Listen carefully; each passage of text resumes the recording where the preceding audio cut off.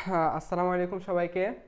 তো দ্বিতীয় রোজা আমাদের দ্বিতীয় ক্লাসে সবাইকে স্বাগতম। তো কি অবস্থা ভাইয়ারা? সবাই কেমন আছো? একদম প্রখর দুপুর রোদের মধ্যে ক্লাস, যদিও এখানে রোদ পড়তেছে না, তারপর বাইরের গরম যথেষ্ট বোঝা যাচ্ছে।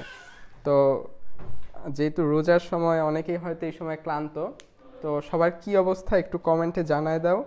আর আমরা শুরু করব কিনা তাও একটু ভাইয়াকে জানায় দাও।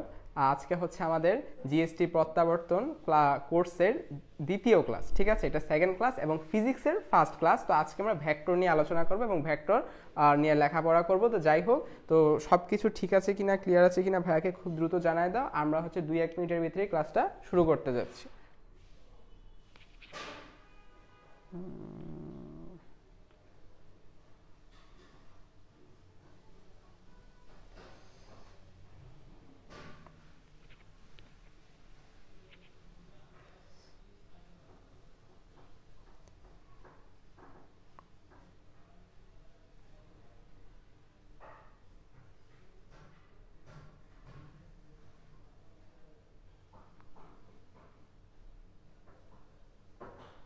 ওকে, আচ্ছা, আমরা হচ্ছে আর বেশি দেরি না করি, আমরা শুরু করে দেই।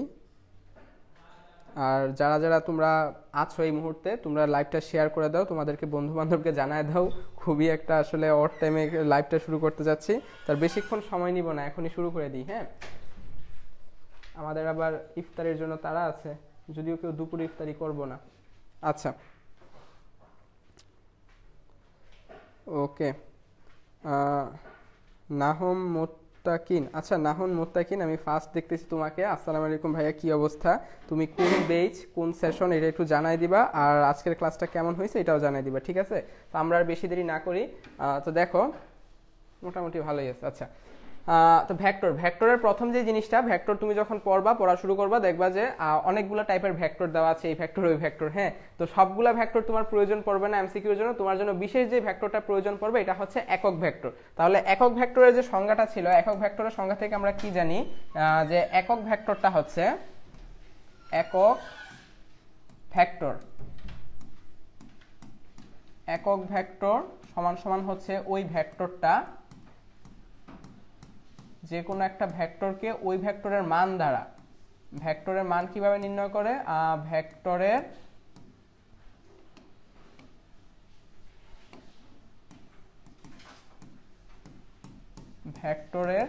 মান দ্বারা ভাগ করলে আমরা একক ভেক্টর পাবো, ঠিক আছে? এবং এটাকে আমরা মডুলাস সাইনের ভিতরে রাখি, যে যেমন মনে করো যে কোনো একটা ভেক্টর যদি থাকে এ ভেক্টরের একক ভেক্টর, একক ভেক্টরকে এ ক্যাপ দ্বারা প্রকাশ করি। কিভাবে করব, যে এ, আর এটাকে হচ্ছে এ ভেক্টরের মান দ্বারা আমাদেরকে নির্ণয় করতে হয়। তো যে কোনো একটা ভেক্টর যদি তিনটা উপাংশে বিভাজিত থাকে, সাধারণত আমাদেরকে যেভাবে বলা হয়, মনে করো এ একটা ভেক্টর যার তিনটা উপাংশ হচ্ছে A x i cap plus A Y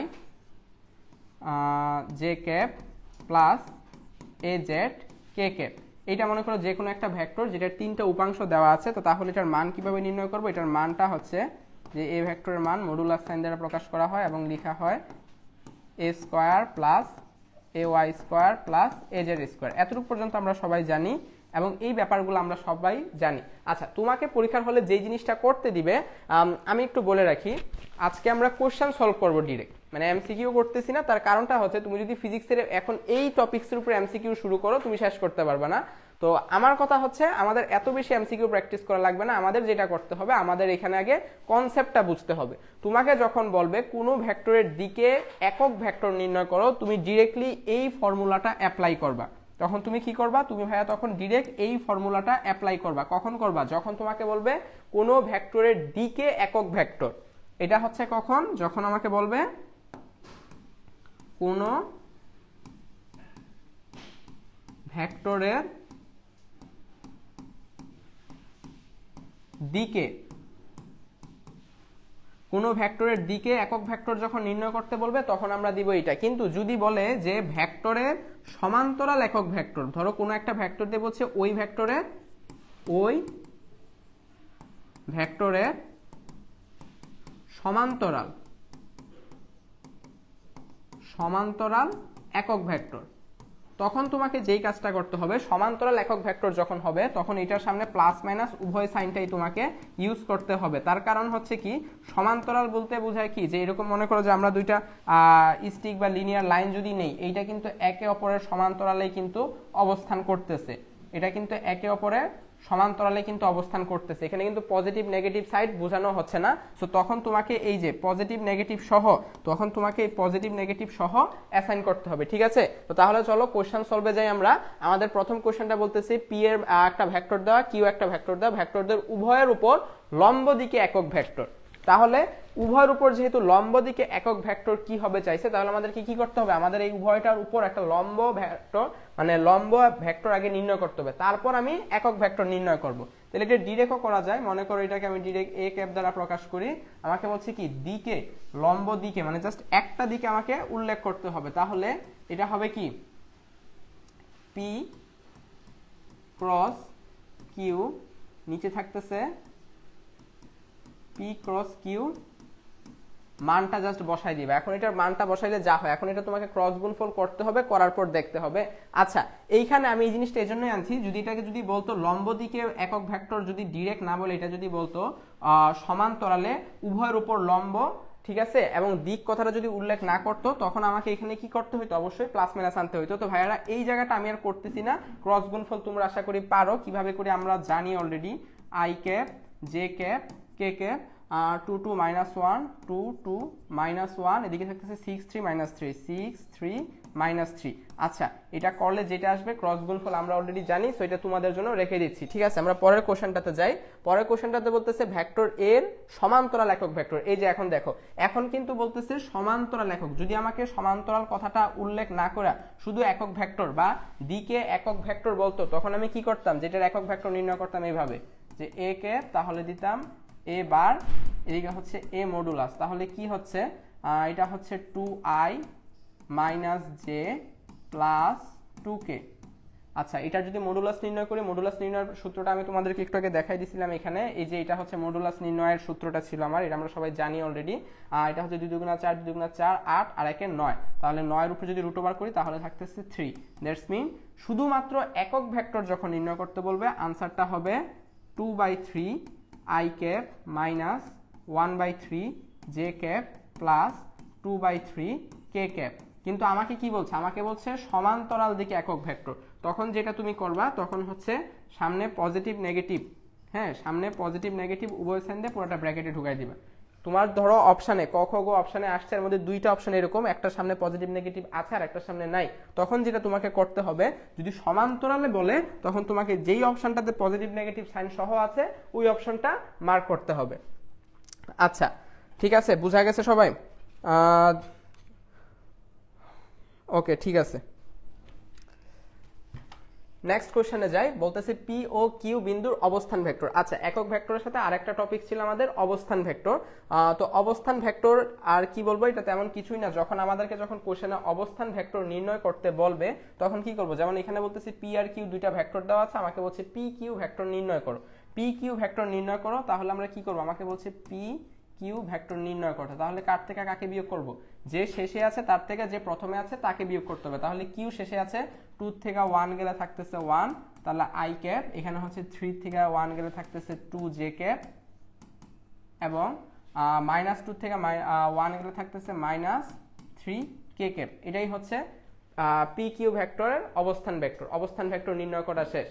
আচ্ছা, কখনো যদি তোমার কোশ্চেনে আসে যে এইটার শুধুমাত্র পি এর অবস্থান ভেক্টর নির্ণয় করো, কোনো কিছু দেওয়া নাই, কোনো রেফারেন্স কিচ্ছু দেওয়া নাই, এখন এখানে কিন্তু বলা হচ্ছে পি কিউ। তো তোমাকে ধরো এরকম একটা কোশ্চেন দিল, কোশ্চেন দেওয়ার পর তোমাকে যেই কাজটা করছে, তোমাকে শুধু বলছে যে পি ভেক্টর অথবা শুধুমাত্র বলছে কিউ ভেক্টর অবস্থান ভেক্টর নির্ণয় করতে, যদিও বলবে না, তারপরে কনসেপ্ট ক্লিয়ার করার জন্য বলি, কোনো একটা ভেক্টর দেওয়া আছে মানে ওইটা ডিরেক্ট অবস্থান ভেক্টর দেওয়া আছে, মানে এখন তোমাকে যেহেতু কোনো রেফারেন্স পয়েন্ট যদি না দেয়, তখন তোমাকে ধরে নিতে হবে কি, যে ও একটা বিন্দু আমি ধরবো, ও একটা বিন্দু যেটার স্থানাঙ্কগুলো হচ্ছে 0 0 0 0 0 0। তাহলে এইটার থেকে এটা তুমি যদি বিয়োগ করো তাহলে কি হবে, তাহলে যেটা হবে লাস্টে আবার এইটাই আসতেছে, ঠিক আছে? আর তোমাকে যদি বলে যে ওপি না, তোমাকে যদি বলে পিও ভেক্টর নির্ণয় করো, যে মূল বিন্দুর সাপেক্ষে বা মূল বিন্দুর দিকে পিও ভেক্টর নির্ণয় করো, তখন কি করবা, এই সবটা যেটা আছে এটার একটা মাইনাস সাইন দেয়া i cap plus j cap plus k cap লিখে দিব।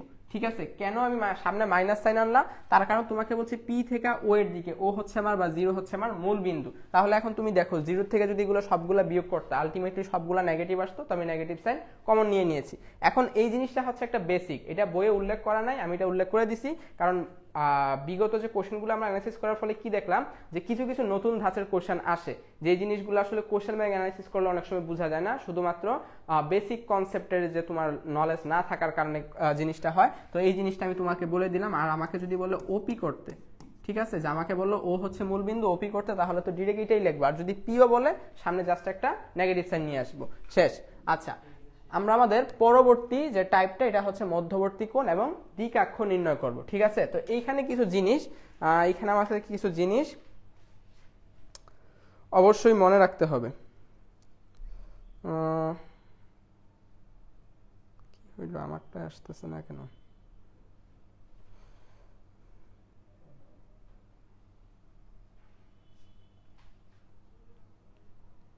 আচ্ছা, কোনো কারণে আমারটাই ডিস্টার্ব দিচ্ছে।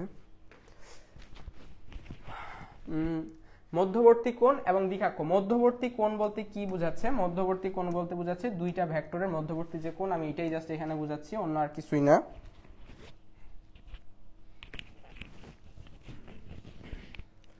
আচ্ছা, মনে করো এই একটা ভেক্টর আর এই একটা ভেক্টর, আমার দুইটা ভেক্টর রাখা আছে, একটা হচ্ছে আমার পি ভেক্টর আর একটা হচ্ছে আমার কিউ ভেক্টর, মধ্যবর্তী কোণ হচ্ছে থিটা। তাহলে মধ্যবর্তী কোণ নির্ণয় করতে হয় কোন সূত্র দ্বারা? কসের সূত্র দ্বারা। আমরা সবাই জানি যে theta is equal to cos inverse, যেটা করব ডট গুণফল। আচ্ছা, যদিও ডট গুণফল ক্রস গুণফল আলাদা একটা টপিকস থাকে, এটা হচ্ছে আমার মেইনলি সূত্রটা। ঠিক আছে, এখন কেউ কেউ বলতে পারে যে ভাইয়া সাইনেরটা করি না কেন? সাইনেরটা দ্বারাও যে করা যায় না তা না। মনে করো theta is equal two sign inverse, একবারে যে যাবে না তা কিন্তু না। মনে করো তোমাকে বললো যে এ আর বি এর ক্রস গুণফলের মান দেওয়া আছে আর এ আর বি এর মানও দেওয়া আছে, ওই ক্ষেত্রে কি করবা? ওই ক্ষেত্রে তো সাইনেরটা দ্বারাও করা যাবে, তাই না? কিন্তু কসেরটা ধারা করি কেন? কসেরটা ধারা করা হয় এজন্য ডট গুণফল করাটা তুলনামূলকভাবে সহজ, এজন্য আমরা ক্রস গুণফলে সচরাচর যাই না। তবে এই দুইটা ছাড়াও আরেকটা টাইপ কিন্তু অবশিষ্ট থাকে, এটা হচ্ছে ট্যানের সূত্র দ্বারা। এটা হচ্ছে ট্যানের সূত্র দ্বারাও কিন্তু করা যায়, যে theta is equal two tan inverse, উপরে কি করব? উপরে হচ্ছে ভেক্টর গুণফল বা ক্রস গুণফল, ভেক্টর গুণফলে লিখি ভেক্টর গুণফল, নিচে হচ্ছে ডট গুণফল,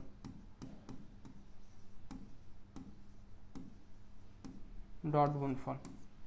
এভাবেও কিন্তু করা যায়। অনেক সময় কোশ্চেনে দেওয়া থাকে যে ভেক্টর গুণফলের মান এত, ডট গুণফলের মান এত, মধ্যবর্তী কোণ কত, তখন আমরা এই সূত্রের সাহায্যে করব। আচ্ছা, ঠিক আছে, এখন মনে করো যে একটা ভেক্টর দেওয়া আছে, ত্রিমাত্রিক ভেক্টর, যেটার তিনটা দিক আছে, এটা কিন্তু থিটা মানে কোণ নির্ণয়ের জন্য লিখছে। এখন মনে করো ত্রিমাত্রিক একটা ভেক্টর ধরে নিলাম A is equal to A x i cap plus A y j cap plus A z k cap.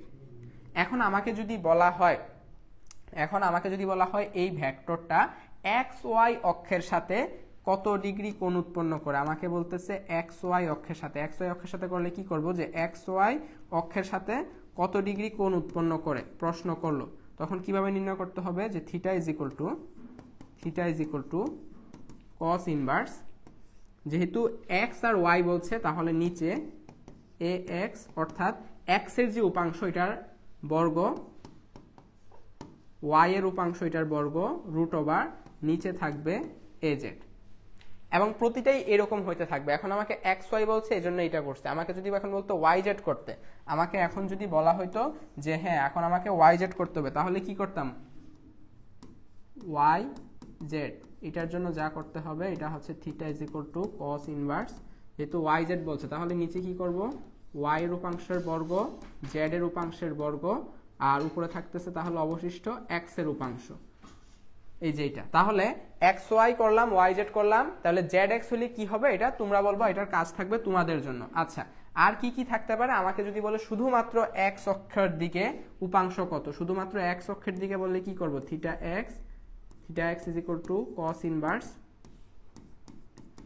A x root over A x A y A z প্রতিটার উপরে স্কোয়ার, এবং এক্স এরটাও এরকম, Y এরটাও এরকম, Z এরটাও এরকম same এটা থাকবে, অর্থাৎ এর মডুলাস যেটাকে বলি আমরা সরাসরি উপরে থাকবে এ ওয়াই, এরকম জেডেরটাও সেম ওয়েতে থাকবে। ঠিক আছে, তো এইগুলা হচ্ছে মোটামুটি এটা হচ্ছে ওভারঅল দুইটার মধ্যবর্তী কোণ নির্ণয়ের জন্য তিনটা সূত্র দিছি। যদি এই সূত্রটা আমরা কখনো ইউজ করি না, এটা হচ্ছে যদি সমতল দেওয়া থাকে যে একটা যে কোনো ভেক্টর এটা এই সমতলে এক্স ওয়াই সমতলে কত ডিগ্রি করতেছে, ওয়াই জেড এ কত করতেছে, জেড এক্স এ কত করতেছে, এটা তোমরা করবা, তাহলে ওইটার জন্য সূত্র হচ্ছে এইটা। আর আমাকে যদি বলে শুধুমাত্র একটা অক্ষ বরাবর কত, তাহলে আমার সূত্র হচ্ছে এইটা, যেটাকে দ্বিকাক্ষ বলা হয়। ঠিক আছে, আচ্ছা এইটা নিয়ে আমি একটু বলি। এইটা অনেক সময় আসে, এটা আমাদের বিভিন্ন কোশ্চেনে আসে। এটা কোশ্চেনটা কোথায় উল্লেখ আছে, শেষের দিকে 35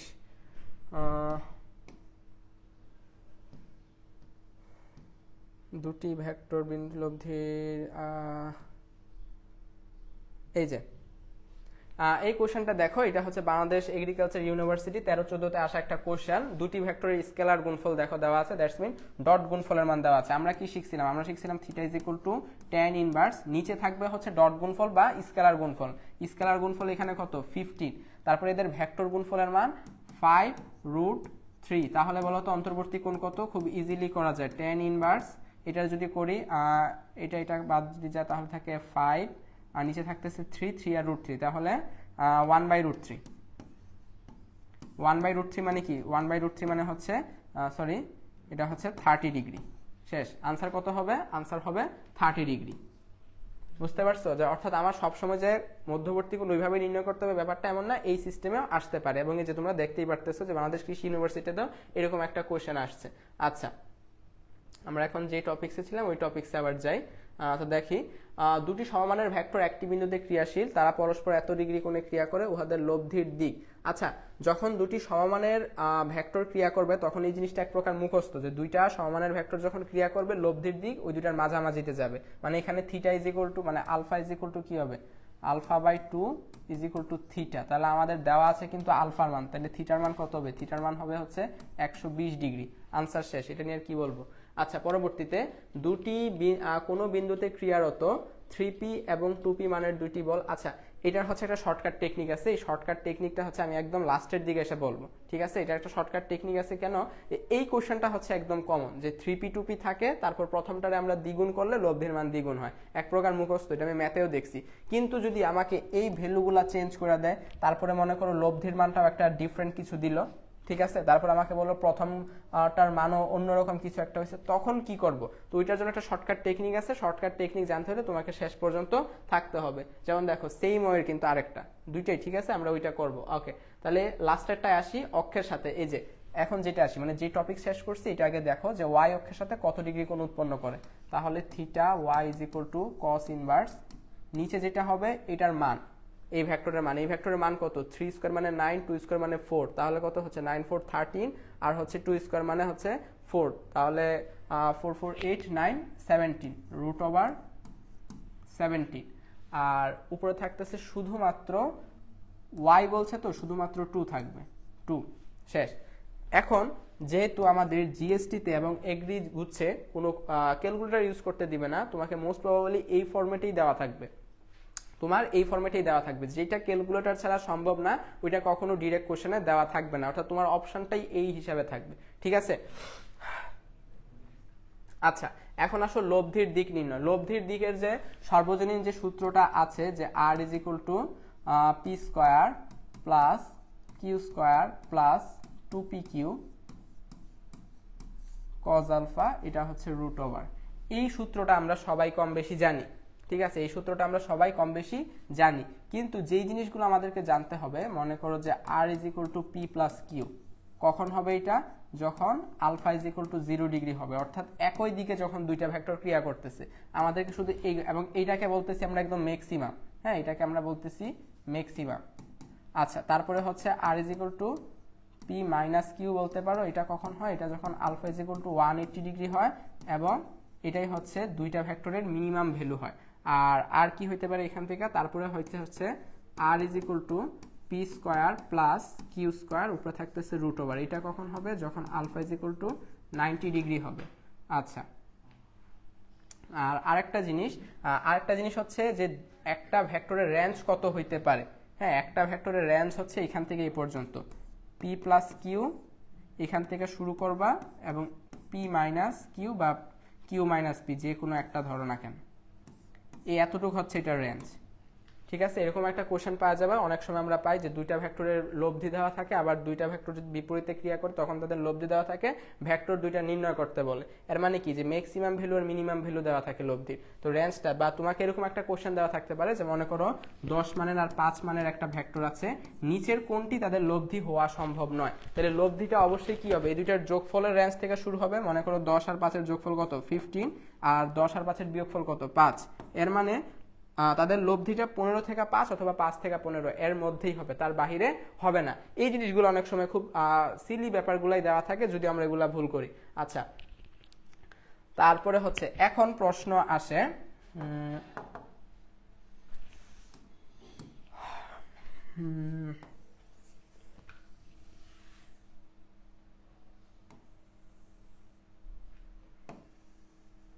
আচ্ছা, এখন যদি পি আর কিউ যদি সমান হইতো তাইলে কি হইতো?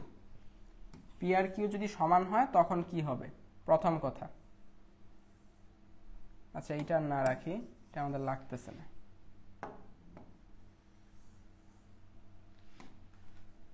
প্রথমে এটার দিকে একটু তাকাও তো। পি আর কিউ যদি একই হইতো বা পি সমান যদি কি হইতো তখন আমরা এটাকে কি লিখতে পারতাম, এটাকে আমরা লিখতে পারতাম R is equal to P P square, এটা হচ্ছে আমার 2p cos আলফা বাই 2, এটা হয়তো আমার, তাই না? আর এখন কেউ যদি বলো এটা কিভাবে হইতো, তুমি সেটা নিজেও করতে পারো। এটা হচ্ছে 2p স্কোয়ার, কমন থাকতেছে তাহলে থাকতেছে 1 প্লাস কজ আলফা, তাহলে 2 cos স্কোয়ার আলফা বাই 2। ঠিক আছে, এটা হইতো। তারপরে ঠিক এইটার কেসে যদি আমার দুইটা ভেক্টর হইতো এবং আলফার মান 0 ডিগ্রি হইতো তখন আর সমান আমরা ডিরেক্ট লিখতে পারতাম যে আর সমান 2p। আচ্ছা, এটার ক্ষেত্রে কি হইতো, আমি জাস্ট সমান সমান লিখতেছি, তোমরা বুঝে নিও। দুইটা সমমানের ভেক্টর বিপরীতে কাজ করলে তার লব্ধির মান হচ্ছে 0। আচ্ছা, এটা সমান কি হতো, যদি দুইটা সমমানের ভেক্টর 90 ডিগ্রি কোণে বা সমকোণে ক্রিয়া করে তখন যেটা লব্ধির মান হয় √2p। আচ্ছা, এবং রেঞ্জটা কি হবে, রেঞ্জটা হবে 0 থেকে 2p পর্যন্ত, এটা হচ্ছে রেঞ্জ। ঠিক আছে, আচ্ছা এই তো গেল। আচ্ছা, লব্ধির মান কিরকম হইতে পারে, এখন দিক নিয়ে কথা বলা যাক। অর্থাৎ তোমার মাথায় যদি এই জিনিসগুলো থাকে তোমার আর বেশি প্র্যাকটিস করতে হবে না, তুমি এগুলা প্র্যাকটিস করলেই এনাফ। প্র্যাকটিস তো আসলে শেষ নাই, যত বই ইউজ করবা তত বেশি প্র্যাকটিস করতে পারবা। ঠিক আছে, বইয়েরও শেষ নাই বাজারে, তোমার প্র্যাকটিসও সারাদিনে শেষ হবে না।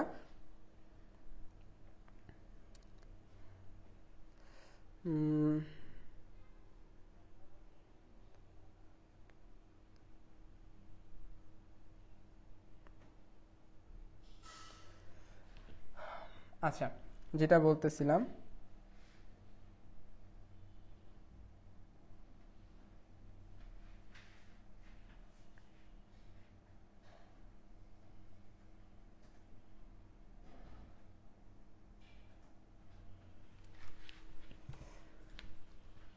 ওকে, এবার আসো আলফা। এইটার জন্য আমরা লব্ধির যে মানটা লব্ধির যে দিকটা নির্ণয় করি, দিকটা হচ্ছে কি tan ইনভার্স বা অনেকে tan থিটা ওইদিকেও রাখে,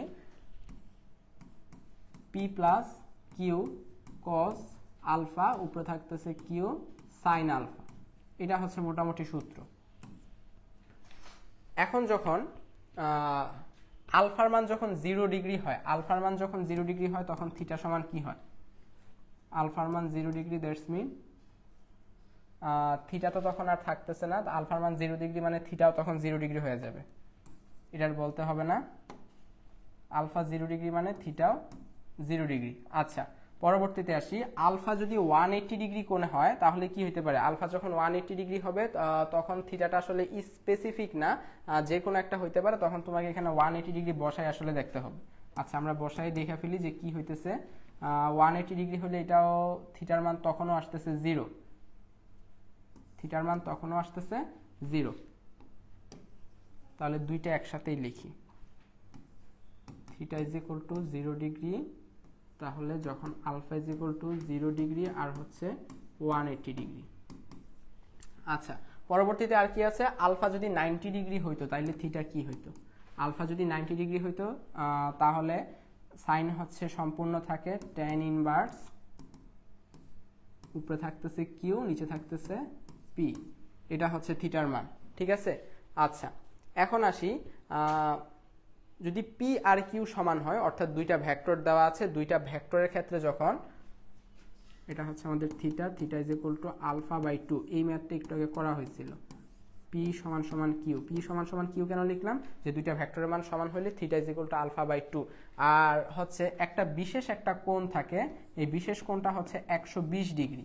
এই 120 ডিগ্রি যখন হয় তখন থিটার ভ্যালু যে 60 ডিগ্রি হবে এটা আমরা সবাই বুঝি, কিন্তু এটা নিয়ে একটা বিশেষ ধরনের ম্যাথ আসে, জাস্ট মুখে বলে দিই যে ম্যাথটা কি, যে পি কিউ যদি সমান হয় এবং তারা যদি 120 ডিগ্রি কোণে ক্রিয়া করে, স্বাভাবিকভাবেই থিটা অর্থাৎ লব্ধি যে কোনো একটার সাথে 60 ডিগ্রি কোণে ক্রিয়া করবে, এতটুকু আমরা জানি। তো তখন মজার যে ব্যাপারটা হয়, লব্ধির মানটাও ওই যে কোনো একটা ভেক্টরের সমান হয়।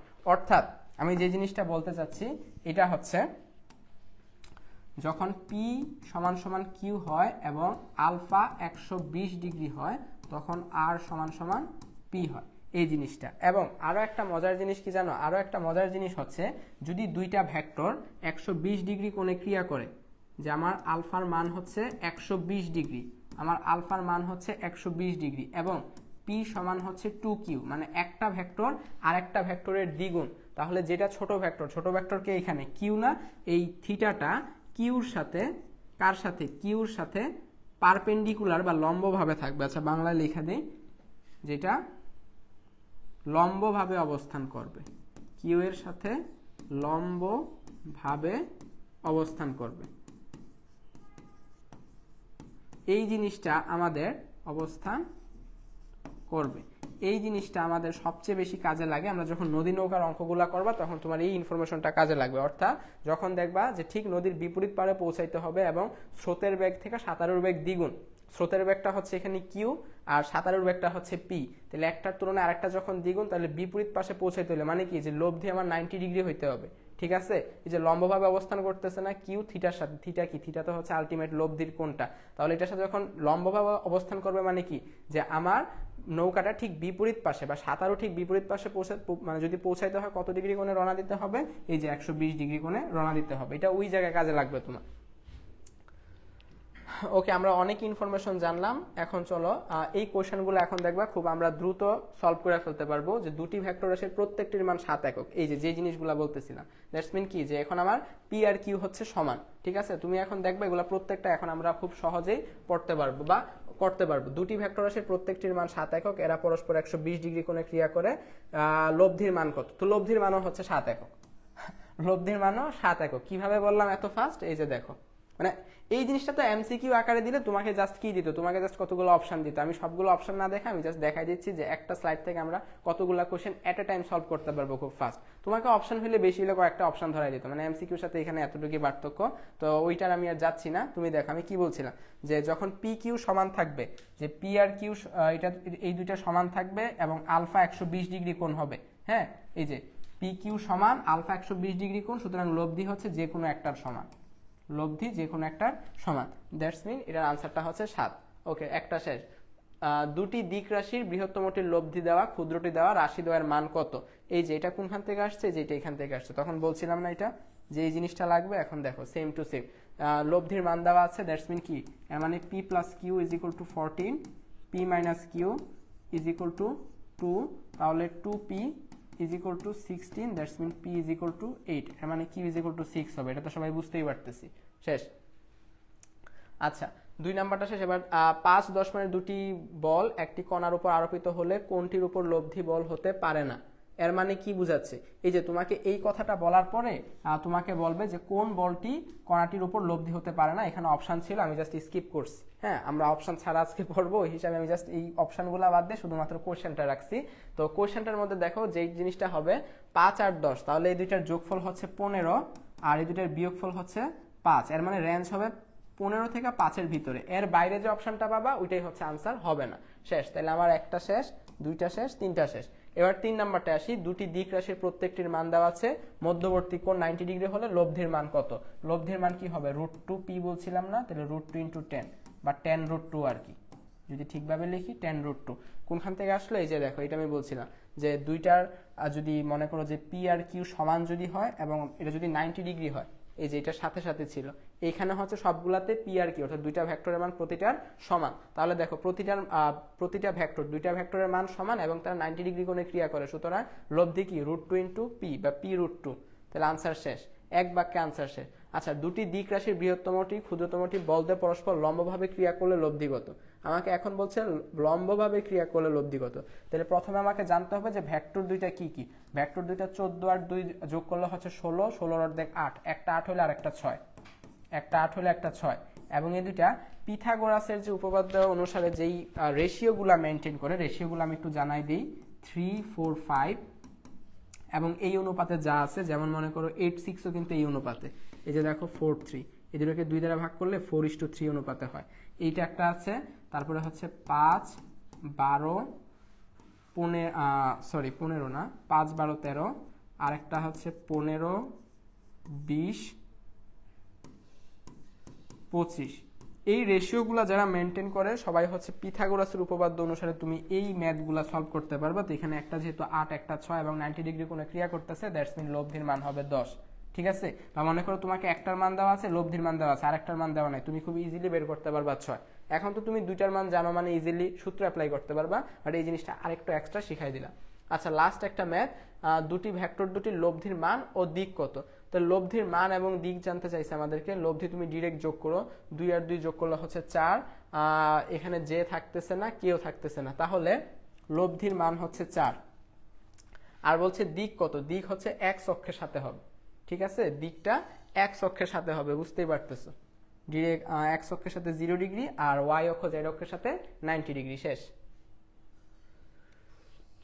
আসো, ডট গুণফল, ক্রস গুণফল, লম্ব বিক্ষেপ এবং উপাংশ সংক্রান্ত। আচ্ছা, ডট গুণফল আর ক্রস গুণফলের আরেক নাম আছে, যেমন ডট গুণফলের আরেক নাম কি?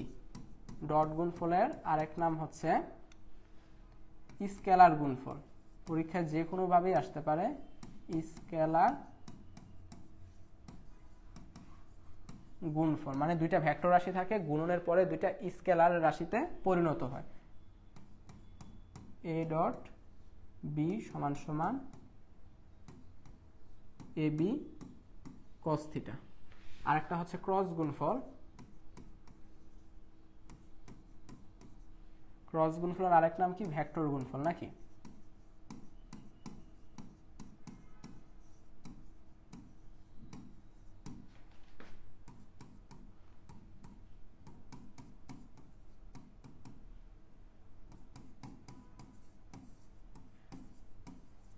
AB sine theta. এটা নিয়ে বলার মতো তেমন কিছু নাই। যে জিনিসটা বলবো সেটা হচ্ছে লম্ব বিক্ষেপ আর উপাংশ। এই জিনিসটাতে আমাদের উপাংশ যদিও আমরা অনেকের প্রবলেম হয় না, কিন্তু লম্ব বিক্ষেপ নির্ণয়ের সময় অনেক সময় অনেকের প্রবলেম হইতে পারে, বা এই জিনিসটা আমরা ভুল করি আর করার সম্ভাবনাও থাকে অনেক বেশি। তাহলে একটু বলি, লম্ব বিক্ষেপটা কি আর উপাংশটা কি?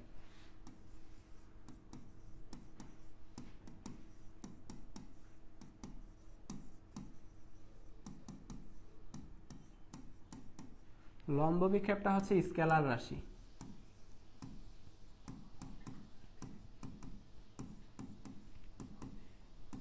লম্ব বিক্ষেপ হচ্ছে স্কেলার রাশি।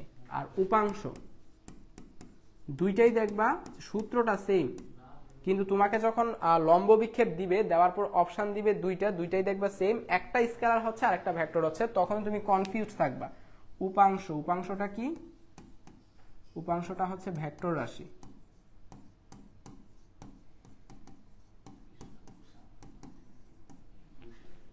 ঠিক আছে, আচ্ছা, এখন লম্ব বিক্ষেপ নিয়ে একটু কথা বলি। লম্ব বিক্ষেপ যখন আমরা নির্ণয় করতে যাই, আমরা সবাই জানি যে এই সূত্রটা দ্বারাই লম্ব বিক্ষেপ নির্ণয় করা হয়, এবং এরকম একটা সূত্র আছে যে এ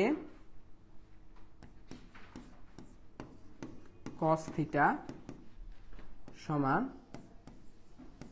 এখানে থাকতেছে বি এ ডট বি। আচ্ছা, এই একটা সূত্র, আর আরেকটা হচ্ছে বি এর জন্য, বি cos থিটা এখানে থাকতেছে এ, এখানে থাকতেছে বি। প্রশ্ন হচ্ছে এই সূত্রগুলো আমরা সবাই জানি, বইয়ে যখন আমরা পড়ি আমরা তখন সবাই সূত্রগুলো দেখি এবং এভাবে আমরা সবাই করতে পারবো। প্রবলেম তোমার কোথায় হবে? প্রবলেম হবে তোমাকে যখন পরীক্ষার হলে বলবে এ এর উপর বি এর লম্ব বিক্ষেপ কত, বি এর উপর এর লম্ব বিক্ষেপ কত, তখন তুমি কনফিউজড হবা যে কোন সূত্র অ্যাপ্লাই করবে। এবং এটা আমাদের সবারই হয় কম বেশি, প্রথম প্রথম সবারই, এবং পরীক্ষার হলে এটা হওয়ার সম্ভাবনা আরো বেশি থাকে। তো তখন এইটা আমি যদি তোমাকে এখন উল্টা প্রশ্ন করি, যেটা কি এর লম্ব বিক্ষেপ নির্ণয় করতেছি না বি এর লম্ব বিক্ষেপ নির্ণয় করতেছি, এটা তুমি যখন বলতে যাবে তখন তুমি একটু আটকে যাবে।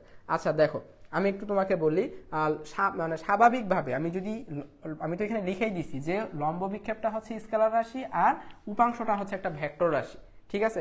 স্বাভাবিকভাবে যদি আমি তোমাকে বলি, এটা হচ্ছে অরিজিনাল ডাটাটা আমি তোমাকে জানাই দিছি, কিন্তু তারপরেও লম্ব বিক্ষেপ আর উপাংশ তুমি ধরে নিতে পারো এক জিনিস। তাহলে আমি যখন তোমাকে বলবো যে কোনো একটা দিকে মনে করো এ এক্স অক্ষের সাথে থিটা ডিগ্রি উৎপন্ন করে, তাহলে এক্স অক্ষের দিকে এর উপাংশ কত, তখন তুমি কি বলবা? তখন তুমি বলবে এক্স অক্ষের দিকে এর উপাংশ মানে এ কস থিটা। তাহলে তুমি কার উপাংশটা নির্ণয় করতেছো? তুমি নির্ণয় করতেছো এর উপাংশ। তাহলে আমি বললাম কি যে উপাংশ আর লম্ব বিক্ষেপ এই অর্থে একই, ঠিক আছে। যে শুধুমাত্র মানটা তুমি নিয়ে যদি বিবেচনা করো তাহলে জিনিসটা একই থাকে। এর মানে তুমি যদি এর উপাংশ হিসেবে এ কস থিটা লেখো, তাহলে যখন লম্ব বিক্ষেপটা নির্ণয় করবা, আমি তোমাকে বললাম বি এর উপর এর লম্ব বিক্ষেপ কত, কোশ্চেনটা এখন দেখো, বি এর উপর এর লম্ব বিক্ষেপ, লম্ব বিক্ষেপটা কার হচ্ছে? এর হচ্ছে, কিন্তু তাহলে যার লম্ব বিক্ষেপ তাকে কস থিটার সাথে লিখবা, বুঝা গেছে? দ্যাটস মিন এটা হচ্ছে এর লম্ব বিক্ষেপ, এটা হচ্ছে বি এর লম্ব বিক্ষেপ। বা অনেক সময় বলে যে বি এর উপর এর ছায়া কত, ছায়া লম্ব বিক্ষেপ জিনিসটা একই জিনিস, ঠিক আছে। যদি গ্রাফিক্যালি একটু বলতে যাই তাহলে হচ্ছে যে এরকম, মনে করো এদিকে অবস্থান করতেছে একটা আর এদিকে অবস্থান করতেছে একটা, এইটা মনে করো যে বি, এইটা মনে করো যে এ। তখন তোমাকে যখন বলবে যে বি এর উপর এর লম্ব বিক্ষেপ মানে কি, যে তোমাকে এর এই অংশটুকু জানতে চাওয়া হয়েছে যে এই অংশটুকুর মান কত, এই যে এই অংশটুকুর মানটা আসলে কত, ঠিক আছে। এবং তখন তোমাকে কি করতে হবে? তখন তোমাকে এইটাও অ্যাপ্লাই করতে হবে। তো যার অভিক্ষেপ বলবে তার সাথে কস থিটা হবে, ঠিক আছে। যার উপর না, মনে করো বি এর উপর এর লম্ব বিক্ষেপ, যার উপর বলবে তারা সবসময় নিচে রেখে দিবা, যার উপরেই বলবে তাকে সবসময় নিচে রেখে দিব, শেষ। আচ্ছা এখন দেখি এখানে কি বলছে যে আচ্ছা উপাংশ নিয়ে, আর উপাংশ নিয়ে তো তেমন বলার কিছুই না, আমি তো আগে বলে দিয়েছি যে যার উপাংশ নির্ণয় করবো তাকে তো এই হিসাবে লাগবো, যদি বলে বি এর উপাংশ নির্ণয় করতে এইভাবে লাগবো। আচ্ছা উপাংশ আর লম্ব উপাংশ দুইটা কিন্তু একই জিনিস, মূল কথাটা ছিল কিন্তু উপাংশ কিন্তু আসলে যে কোনো দিকে হইতে পারে। আমরা যে সাইন থিটা কস দ্বারা যেটা আসলে বইয়ের মধ্যে শিখি বা একদম ইন্টারমিডিয়েটের প্রথম থেকে যেটা শিখতে শিখতে আসি, এটা কিন্তু আমরা আসলে লম্ব উপাংশ শিখতে শিখতে আসি, বুঝতে পারছো? আমরা কিন্তু ডিরেক্ট উপাংশ শিখি না, কারণ উপাংশ যে কোনো দিকেই হইতে পারে, আমরা শুধুমাত্র লম্ব উপাংশ নিয়ে কাজ করি। তো যদি কখনো পরীক্ষার খাতায় লম্ব উপাংশ বলে ঘাবড়া যাওয়ার কিছু নাই। আচ্ছা আমাকে বলতেছে 10 নিউটনের একটি বল ওয়াই অক্ষের সাথে 60 ডিগ্রি কোণে আনত, তাহলে ওয়াই অক্ষের সাথে 60 ডিগ্রি কোণে আনত, এই হচ্ছে আমার ওয়াই অক্ষ, এই হচ্ছে আমার এক্স অক্ষ। তাহলে এইটা মনে করো হচ্ছে আমার ভেক্টরটা। তখন আমাকে যদি বলে যে 10 নিউটন, 10 নিউটন বলতে বোঝাচ্ছে মনে করো যে এটা ওয়াই অক্ষের সাথে, এটা হচ্ছে আমার ওয়াই অক্ষ, এটা হচ্ছে 60 ডিগ্রি, ওয়াই অক্ষের সাথে 60 ডিগ্রি কোণ আনত, বলটি এক্স অক্ষ বরাবর লম্ব উপাংশ কত? তাহলে এক্স অক্ষ বরাবর লম্ব উপাংশ হবে, হয় তুমি এইটা দ্বারা হিসাব করো যে 30 ডিগ্রি দ্বারা তুমি হিসাব করতে পারো 10 cos 30, এভাবে যদি করি তাহলে কি আসে, cos 30 মানে √3/2, দ্যাটস মিন হচ্ছে 5√3। অথবা তুমি যদি বলো যে না আমি শুধু যেইটা দেওয়া আছে এটার সাথেই করব, তাহলে আমি লিখতে পারি 10 sin 60, একই মান আসবে, তুমি যেভাবেই হিসাব করো না কেন একই মান আসবে, এবং এইটা আমরা মোটামুটি সবাই জানি। আচ্ছা তবে আমি তোমাদেরকে একটা জিনিস সাজেস্ট করব, এই জিনিসটা কি, তোমরা যেই কাজটা করে রাখতে পারো,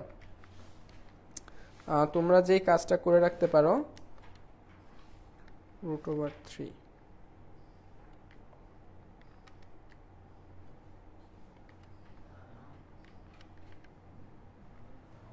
173,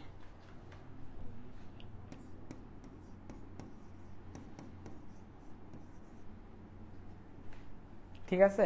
তোমরা 1 থেকে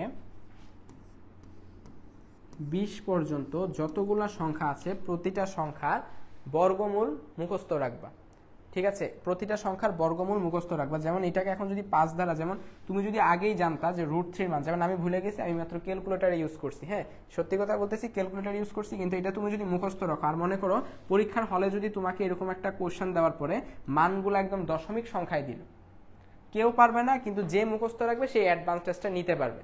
এখন তুমি বলতে পারো যে এটা কয়জন করবে, বা যদি এরকম আসে কেউই তো পারবে না, হ্যাঁ ভালো কথা, কেউ পারবে না, কিন্তু যদি তুমি আগের থেকে কিছুটা মেমোরাইজের মাধ্যমেও যদি এই কাজটা করতে পারো, তাহলে তুমি কিন্তু আলটিমেটলি সবার থেকে একটু 1 মার্কের অ্যাডভান্টেজ নিয়ে নিতে পারবে। যেমন এইটার পরে কিন্তু গুণ করা মোটামুটি ইজি, যে 17.3 তো 16 8 8.15 মানে এরকম আসতে পারে আর কি। 5 দ্বারা গুণ করতেছি না, 8.15, এদিকে হচ্ছে 17, তাহলে 7 8 67 মতো আসে সম্ভবত, 15 65 এরকম একটা মান আসবে 8.67 এর আশপাশে। মানে তুমি যদি শুধু √3 মানটা মুখস্থ রাখতে পারো, এটার এই 5 দ্বারা ইজিলি গুণ দেওয়া যায়। আর এখন কেউ যদি বলো যে 5 দ্বারা কিভাবে গুণ দিছি, এটা একটা শর্টকাট টেকনিক হচ্ছে যে প্রথমে এটাকে ফার্স্টে 10 দ্বারা গুণ দাও। 10 দ্বারা গুণ দিলে কত হয়? 17.3 হয়। তারপরে এটা 2 ভাগ করো, 17 স্বাভাবিকভাবেই 2 ভাগ করলে হচ্ছে 8.5, আর 0.3 কে করলে হচ্ছে কি এত, তো তাহলে আমার 8.65 হয়ে যাচ্ছে। এটা হচ্ছে 5 দ্বারা গুণ করার শর্টকাট ট্রিক্স আর কি, যে 10 দ্বারা গুণ দিয়ে, কারণ 10 দ্বারা গুণ দিলে তো আমি ইজিলি বুঝতে পারতেছি জাস্ট দশমিকটা একটা ঘর সামনে আমার ডান দিকে যাবে, তো তারপরে 2 দ্বারাও আমরা খুব ইজিলি যে কোনো সংখ্যাকে ভাগ করতে পারি। তো এটা হচ্ছে একটা মোটামুটি ভালো ট্রিক্স, যে 5 দ্বারা গুণ করার। আচ্ছা, পরবর্তী কোশ্চেনটাতে যাই। দুইটা ভেক্টর দেওয়া আছে, আমাকে বলতেছে বি বরাবর এর উপর লম্ব বিক্ষেপ কত। এখন দেখো তো লম্ব বিক্ষেপটা আসলে কার নির্ণয় করতে বলতেছে? আমার লম্ব বিক্ষেপ নির্ণয় করতে বলতেছে এর লম্ব বিক্ষেপ, ঠিক আছে। তো যেহেতু এ যার লম্ব বিক্ষেপ নির্ণয় করব, তাহলে ওর সাথে cos θ দিব, তাহলে এ cos θ ইজ ইকুয়াল টু, নিচে দিব হচ্ছে বি এর মডুলাসের মান। বি এর মডুলাস কত হবে? 2 2 2 2 2 গুণা 4 3 4 12, √12 করলে কত হয়? √12 করলে হচ্ছে 2√3, 2√3, আর উপরে হচ্ছে দুইটার ডট গুণফল, তাহলে 2 একে 2, তারপরে থাকতেছে 2 একে 2, আর এটা থাকতেছে 2 একে 2, তাহলে 3টা 2 যোগ করলে হচ্ছে 6, দ্যাটস মিন এখানে থাকতেছে 3, তাহলে আলটিমেট মানটা হচ্ছে √3, দ্যাটস মিন 1.73। দেখছো, এখন মনে করো তোমার কোশ্চেনে আসলো, তো তোমার কোশ্চেনে ডিরেক্ট দশমিক সংখ্যা দ্বারা বসাই দিল। কারণ যদি এরকম আকারে আসে যে কেউ করতে পারবে, এই যে এখন হয়েছে, কিন্তু মানে তখন যদি মনে করো দশমিক সংখ্যা মানটা থাকে, তুমি অ্যাডভান্টেজটা নিয়ে নিতে পারবে। তাহলে এখানে দুইটা জিনিস আমরা শিখলাম, যে একটা লম্ব বিক্ষেপের ব্যাপারটা জানতে পারলাম, আর আরেকটা জিনিস হচ্ছে কি, আর আরেকটা জিনিস হচ্ছে যে দশমিক সংখ্যাগুলো অর্থাৎ এগুলোর বর্গমূল জানা থাকলে কি সুবিধাটা হবে।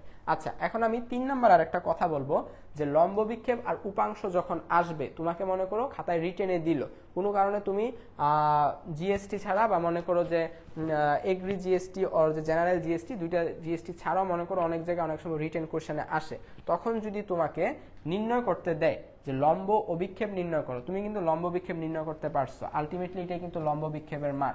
কিন্তু তোমাকে যদি বলে বরাবর উপাংশ কত, তোমাকে যদি প্রশ্ন করে যে উপাংশ কত, তখন তুমি কি করবা? উপাংশ কিন্তু একটা ভেক্টর রাশি, আমি আগেই বলছি। তো তখন তোমাকে যেটা করতে হবে, বি এর দিকে একক ভেক্টর লিখে রাখতে হবে, বুঝতে পারছো? তখন কিন্তু বি এর দিকে একক ভেক্টর হিসাবে এরকম একটা ভেক্টর সাইন ইউজ করতে হবে। তুমি দিয়ে দিতে পারো, অথবা বি এর দিকে একক ভেক্টরটা গুণ আকারে রাখতে পারো। তো বি এর দিকে একক ভেক্টর কত হয়? বি এর দিকে একক ভেক্টর যেটা হবে,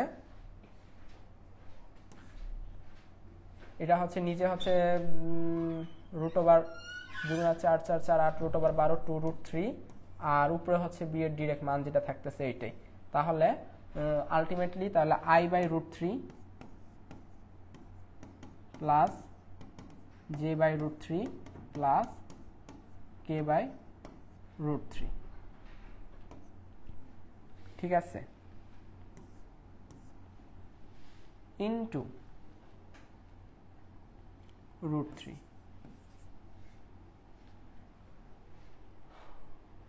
√1/√3, দ্যাটস মিন 30 ডিগ্রি।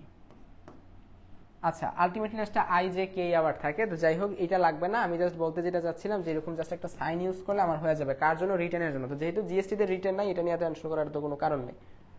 পরেরটায় আসি। আচ্ছা, এবার কি বলছে? এবার বলছে এ বরাবর বি এর অভিক্ষেপ নির্ণয় করো। এখন আমাদেরকে বি এর অভিক্ষেপ নির্ণয় করতে হবে, মানে কি? That's mean B cos theta is equal to নিচে কি থাকতেছে এর মডুলাস। এর মডুলাস কত? 3 3 9, 3 3 9, 9 9 18, 18 1 √19, আর উপরে থাকতেছে দুইটার ডট গুণফল 3 1 3 মাইনাস মাইনাসে প্লাস 4 1 4 প্লাসে প্লাসে প্লাস 3 4 12, তাহলে 12 4 16 16 19, তাহলে এটা আলটিমেটলি আসতেছে √19। ঠিক আছে। আচ্ছা, এই যে এতটুকু পর্যন্ত মান নির্ণয় করতে পারলাম, কিন্তু 19-এর বর্গমূল করলে আসলে মানটা কত হয় আমার ঠিক খেয়াল নাই। তো যদি খেয়াল থাকতো আমি এখন লিখতে পারতাম দশমিক সংখ্যা। ওকে, আচ্ছা, তাহলে এটা তোমাদের কাজ থাকবে যে 1 থেকে 20 পর্যন্ত প্রতিটা সংখ্যার বর্গমূলটা শিখা। এর মধ্যে মনে করো অনেকগুলো বর্গ সংখ্যা আছে, যেমন মনে করো 1 4 9 16, ঠিক আছে, এগুলোর তো প্রয়োজন পড়তেছে না। এখন আসলে লম্ব সমান্তরাল হওয়ার শর্ত কি? এটা হচ্ছে একদম একটা সহজ একটা মানে টপিকস। এই টপিক্সের বলার মতো কিছুই নেই। যে লম্ব হওয়ার শর্ত কি? লম্ব হওয়ার শর্ত হচ্ছে যদি দুইটা ভেক্টর লম্ব হয় তাহলে তাদের ডট গুণফল, মানে ab cos theta is equal to 0 হবে। ঠিক আছে, যদি দুইটা লম্ব হয়। আর সমান্তরাল হওয়ার শর্ত কি? সমান্তরাল হওয়ার শর্ত হচ্ছে ক্রস গুণফল। ক্রস গুণফল বা ab sin থিটা 0 হবে। তো এইটা করাটা আসলে খুব ইজি, যে ডট গুণফল করব 0 হচ্ছে কি হচ্ছে না চেক করাটা খুব ইজি। ক্রস গুণফলটা চেক করাটা একটু টাফ। এইটা চেক করাটা মোটামুটি একটু টাফ হয়, যে আসলে ক্রস গুণফল করব তারপর চেক করব। এজন্য আমরা যেই কাজটা করি, মনে করো যে দুইটা ভেক্টর, একটা ভেক্টর হচ্ছে a, যেটার উপাংশগুলা তিনটা অক্ষ বরাবর উপাংশ ax plus ay plus az kk, আরেকটা মনে করো হচ্ছে b, bx i plus j plus k। তাহলে এটা তোমাকে যদি চেক করতে হয়, তুমি যেই জিনিসটা চেক করতে পারো, যে কোনো দুইটা চেক করলেই হয়ে যায়। বা যদি তোমাকে বলা হয় যে সমান্তরাল কি না, তখন দুইটা ভেক্টর দেওয়া থাকবে, তখন তোমাকে তিনটাই চেক করার মাধ্যমে দেখতে হবে।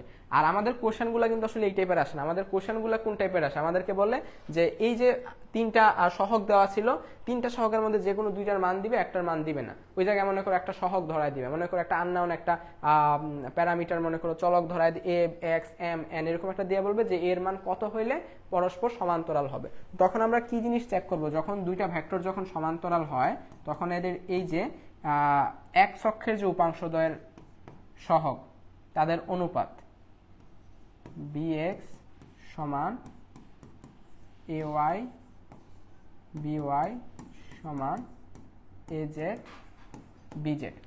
x অক্ষ, y অক্ষ এবং z অক্ষ পরস্পরের সহগ যেগুলো থাকে, সহগের অনুপাতদ্বয় সবসময় সমান হবে। এই জিনিসটা দ্বারা আমরা আসলে চেক করি, আমরা ক্রস গুণফলে যাই না। আর যখন বলে লম্ব কিনা, তখন আমরা ডট গুণফলের মাধ্যমে চেক করি।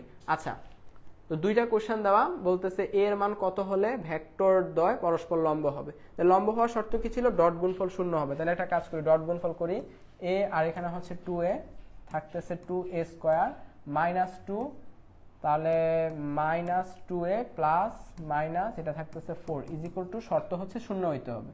তাহলে একটা কাজ করি, a square minus a minus 2 is equal to 0। আচ্ছা, এটা এখন তুমি যদি মিডল টার্ম করো, তাহলে যেটা পাবে আনসার ওইটাই। মিডল টার্ম করবো নাকি করবো না? মিডল টার্ম না করে আমরা ডিরেক্ট a সমান লেখা দিই minus b plus minus √b square minus 4, ঠিক মতো বসানো হয়েছে তো। a এটা হচ্ছে 2a স্কোয়ার, এটা হচ্ছে 2, এটা হচ্ছে a প্লাস মাইনাসে মাইনাস 2a প্লাস মাইনাসে minus 4, a square minus a minus 2, okay, 4ac by 2।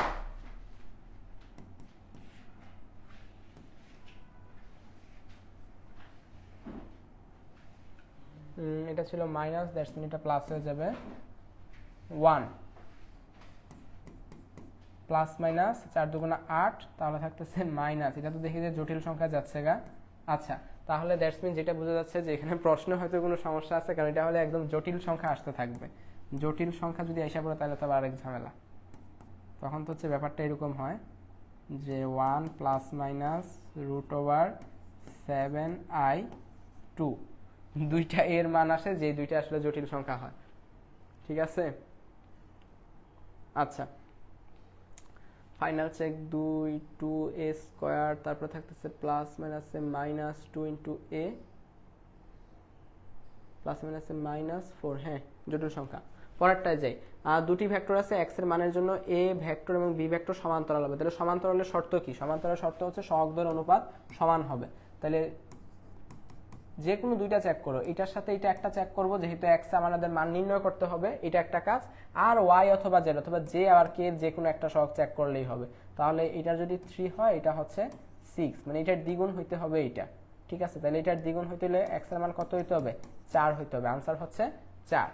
তোমাকে অপশন দেওয়া থাকবে, তুমি জাস্ট এই যে এতটুক চেক করবে, এতটুক চেক করার পর এটা করতে পারো। এখন অনেকেই বলতে পারো যে এমসিকিউ না করে আসলে এই টাইপের রিটেন কোশ্চেন, এটা আসলে রিটেন কোশ্চেন না, এখানে জাস্ট অপশনগুলো ইলিমিনেট করে রাখা হয়েছে। ঠিক আছে, আমরা জাস্ট যদি এতটুক চেক করে দেখবো, যে সবসময় তো অপশন থাকে, আজকে আমরা অপশন ছাড়া করতেছি, অপশন সহ আবার শেষের দিকে করব।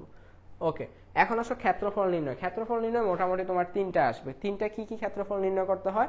এই তিনটা ক্ষেত্রফল হচ্ছে, প্রথম নাম্বার 1 আসে ত্রিভুজ, যে ত্রিভুজের বাহুগুলাকে কিভাবে করি। মনে করো একটা ত্রিভুজ দেওয়া আছে, ত্রিভুজের ক্ষেত্রফল নির্ণয় করব, তাহলে হাফ ইন্টু, এবং ক্ষেত্রফল নির্ণয় করা হয় ক্রস গুণন দ্বারা। এ আর বি হচ্ছে এখানে বাহু, ঠিক আছে, এ আর বি দ্বারা বাহু বোঝাচ্ছে। তারপরে আর কি আসে? আরো আসে হচ্ছে সামান্তরিক বা মনে করো রম্বসের ক্ষেত্রফল, যেখানে কর্ণ দেওয়া থাকে। কর্ণ যদি দেওয়া থাকে তখন কর্ণদ্বয়ের ক্রস গুণফল নির্ণয় করবা এবং হাফ দ্বারা লাস্টে গুণ দিবা। আর মনে করো সামান্তরিক দেওয়া, ঠিক আছে, সামান্তরিক দেওয়া কিন্তু তাদের বাহু দেওয়া। সামান্তরিক বা রম্বসের যদি বাহু দেওয়া থাকে, তখন সামান্তরিক বা রম্বসের বাহুদ্বয়ের ডিরেক্ট গুণফল নির্ণয় করলেই হয়। আচ্ছা, এগুলো একটু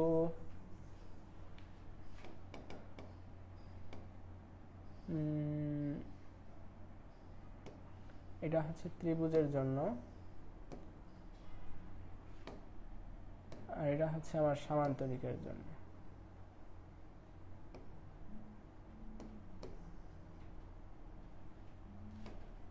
এটা হচ্ছে বাহু, আর এটা হচ্ছে কর্ণ। সাধারণত এই তিনটা সূত্র, এখানে জাস্ট যেই কাজটা আমাদের অতিরিক্ত করতে হয়, যে ক্রস গুণনটাই করতে হয়, যে ক্রস গুণনটা করবো, শুধু সূত্রটা জানা থাকলেই হয়। আচ্ছা, যদি ক্যালকুলেটর ইউজ করতে দেয়, ক্রস গুণন কিন্তু ক্যালকুলেটরও করা যায়, বুঝতে পারছো, খুব ফাস্ট করা যায়। কিন্তু যেহেতু আমরা জানি যে জিএসটি এবং এগ্রিতে আমাদেরকে ক্যালকুলেটর ইউজ করতে আপাতত দিবে না, তো আমরা এখন ক্যালকুলেটর ইউজ করব না। আচ্ছা, একটি সামান্তরিকের কর্ণ দেওয়া আছে, সামান্তরিকের ক্ষেত্রফল নির্ণয় করতে হবে। দ্যাটস মিন কি, কর্ণ দেওয়া আছে, এর মানে আমাদেরকে এখন সূত্র অ্যাপ্লাই করতে হবে হচ্ছে এইটা মাঝেরটা, যে দুইটার ক্রস গুণফল নির্ণয় করবো, লাস্টে এটা নির্ণায়ককে বা মডুলাসটা যেটা আছে এটাকে হাফ দ্বারা গুণ করে দেব। তাহলে আই জে কে, তারপরে এটা হচ্ছে 3 1 -2 1 -3 4। প্রথমে আসি 4 একে 4 মাইনাস 3 দুগুণা 6 আই প্লাস, পরে যদি আসি তারপরে হচ্ছে এইটা যদি যায়, তাহলে হচ্ছে আমার 3 4 12,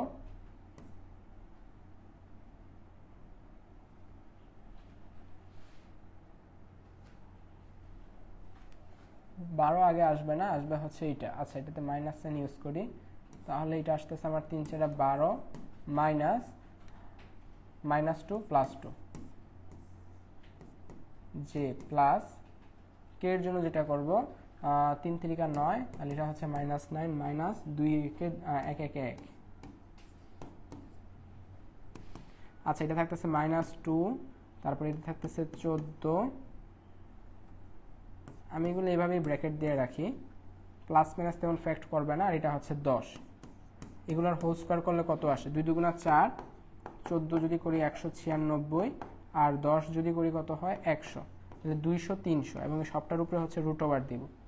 তাহলে রুট ওভার 300 মানে কি? রুট ওভার 300 মানে হচ্ছে 10√3, এবং এটাকে হাফ দ্বারা গুণ করার অর্থ কি? হাফ দ্বারা গুণ করার অর্থ হচ্ছে 5√3। তাহলে 5√3 সমান আমরা আগেই দেখছিলাম যে 8.65। তাহলে আনসারটা হচ্ছে আলটিমেটলি 8.65, ক্ষেত্রফলের মান শেষ।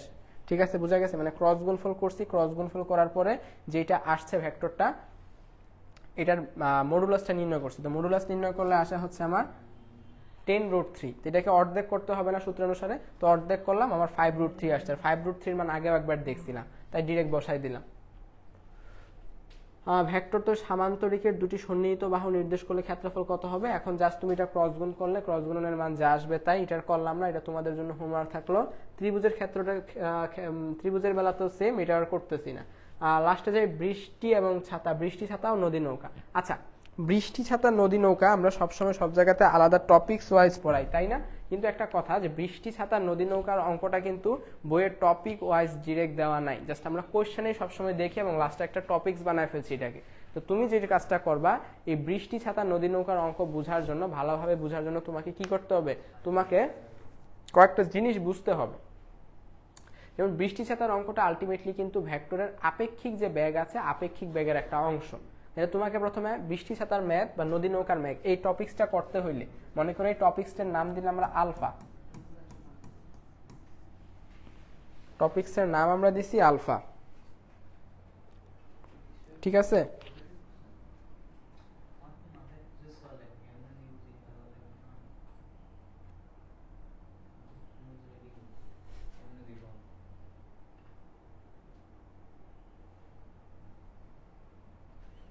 আচ্ছা, অনেকেই আসছো দেখছি, আমার সরাসরি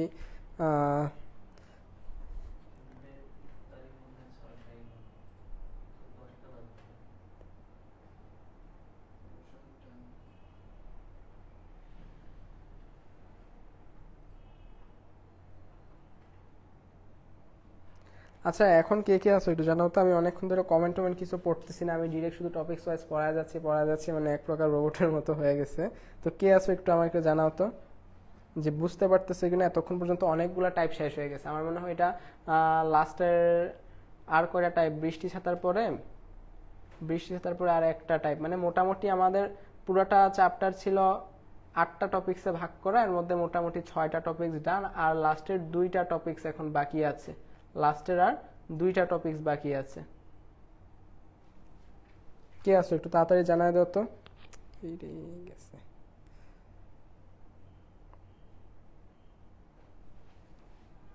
অনেকেই সালাম দিছ, কারোর সালাম উত্তর দেওয়া হয় নাই। হ্যাঁ হ্যাঁ, বলো বলো।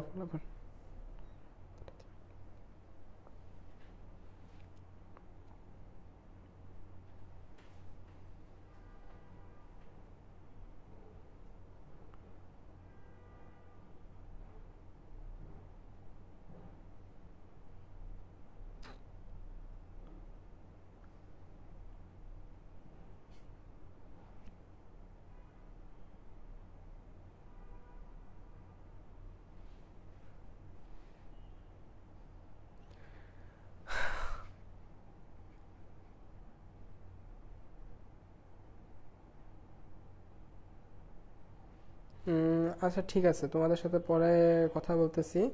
এই টপিক্সটা একটু গুরুত্বপূর্ণ, এটাকে শেষ করে দিই। ধরো মনে করো যে টপিক্সটা হচ্ছে আমাদের বৃষ্টি ছাতা নদী নৌকার যে টপিক্সটা, এই টপিক্সটাকে আমি মনে করো আলফা নাম দিলাম। তাহলে এই টপিক্সটা তোমার যদি ভালোভাবে পারতে হয়, তাহলে তোমার যে জিনিসটাকে জানা দরকার, তোমাকে হচ্ছে ভেক্টরের আপেক্ষিক বেগ সম্পর্কে জানতে হবে। ভেক্টরের আপেক্ষিক বেগ, না ভেক্টরের আপেক্ষিক বেগ না, আপেক্ষিক বেগ বললেও চলে। তো যেহেতু ভেক্টরের চ্যাপ্টার, এর জন্য শুধুমাত্র একটা মনে করো যে বিশেষণ অ্যাড করে দিলাম।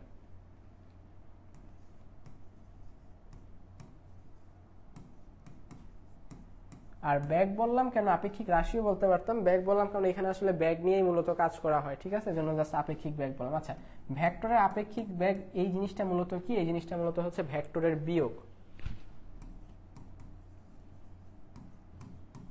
ভেক্টরের বিয়োগ।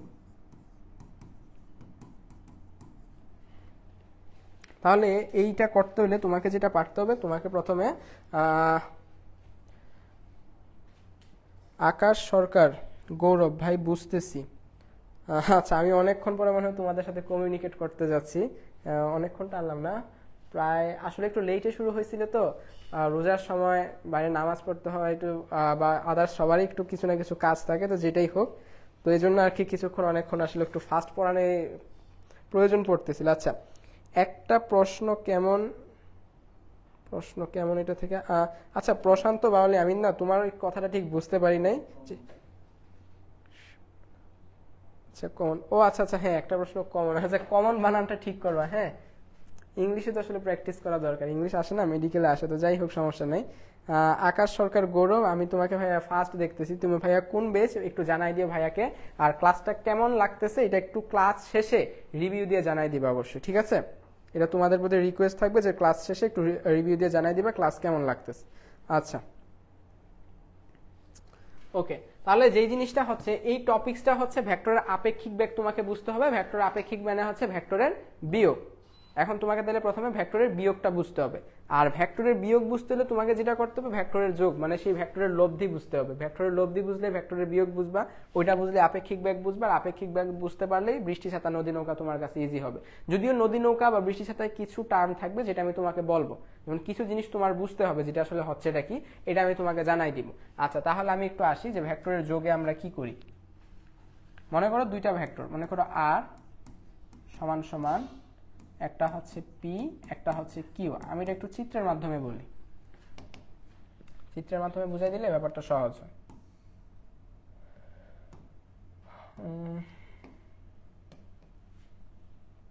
মনে করো হচ্ছে এই দুইটা ভেক্টর,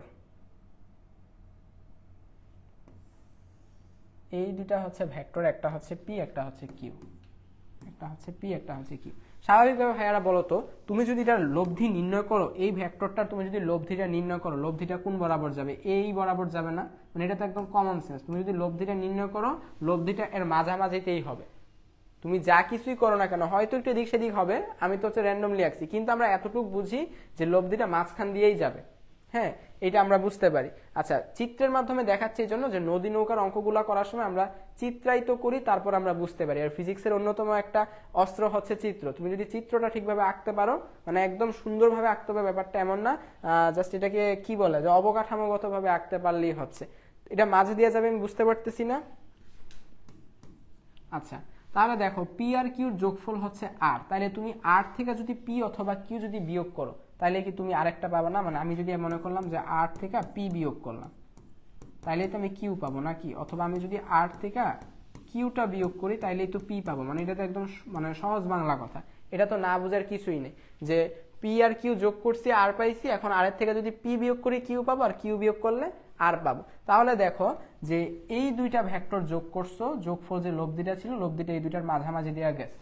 আচ্ছা এখন যদি এইটার থেকে যদি পি কে বিয়োগ করো তাহলে কিউ পাবা, আর যদি কিউ কে বিয়োগ করো তাহলে পি পাবা। এই জিনিসটা এইভাবে তো বুঝতে পারি, কিন্তু চিত্রের মাধ্যমে কিভাবে বুঝবো বা কিভাবে করবো? তাহলে তুমি একটু দেখো যে আর থেকে পি বিয়োগ করার অর্থ কি। হ্যাঁ, আমি পরেরটা বাদ দিই, আর থেকে পি বিয়োগ করার অর্থটা কি একটু দেখো। আর প্লাস মাইনাস পি কিউ, কি করলাম? আর এর সাথে মাইনাস পি যোগ করলাম। হ্যাঁ, এখন ওই দেখো আবার যোগে ফিরে আসতেছি। ওই যে বলছি না যে আপেক্ষিক বেগ বুঝতে হলে ভেক্টরের বিয়োগ বুঝতে পারবে, ভেক্টরের বিয়োগ আসবে ভেক্টরের যোগ থেকে। তাহলে এখানে জাস্ট এই নেগেটিভ সাইনটা উঠায় পজিটিভ সাইন, তাহলে একটা মাইনাস পি দিছি। তাহলে মাইনাস পি কথার অর্থ কি? যে পি এর মানটা সেম থাকবে, জাস্ট ডিরেকশনটা উল্টা থাকবে। তাহলে এখন দেখো তো এটার সাইন উল্টায় যদি দেই, এটার সাইন উল্টায় যদি দেই তাহলে কি হয়?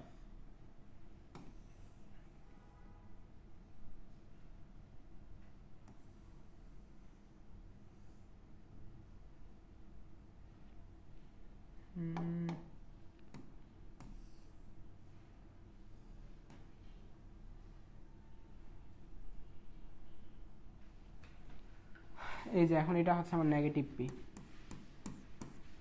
এটা ছিল এই যে পয়েন্টটা আসলে এখানে ছিল, এটা ছিল পি, এটা ছিল আর। তাহলে আর থেকে পি বিয়োগ করার অর্থ হচ্ছে আর এর সাথে নেগেটিভ পি যোগ করা।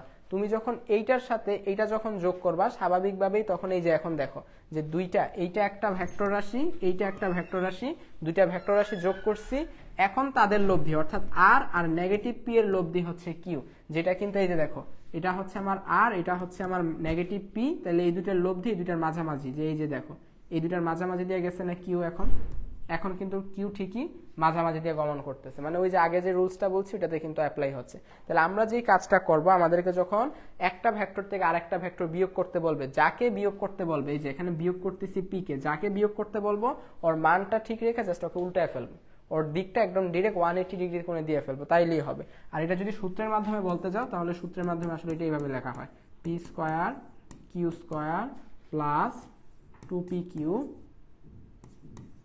cos 1 মাইনাস তো আলফা। বুঝতে পারছো যে দুইটা ভেক্টর ছিল পি কিউ, যেটা যদি যোগ করে এভাবে হবে আর তাদের আপেক্ষিক ভেক্টর এভাবে নির্ণয় করতে, এটা মানে সম্ভবত চ্যাপ্টার 3 তে দেওয়া আছে। তো চ্যাপ্টার 3 তে আসলে এটা তখন লাগে না, এটা লাগে আসলে ভেক্টরের চ্যাপ্টারে। যাই হোক, তোমার এই কনসেপ্টটা থাকলেই শুধু হবে। আচ্ছা, ভেক্টরের বিয়োগ বুঝতে পারলে তুমি ইজিলি সবকিছু করতে পারবা।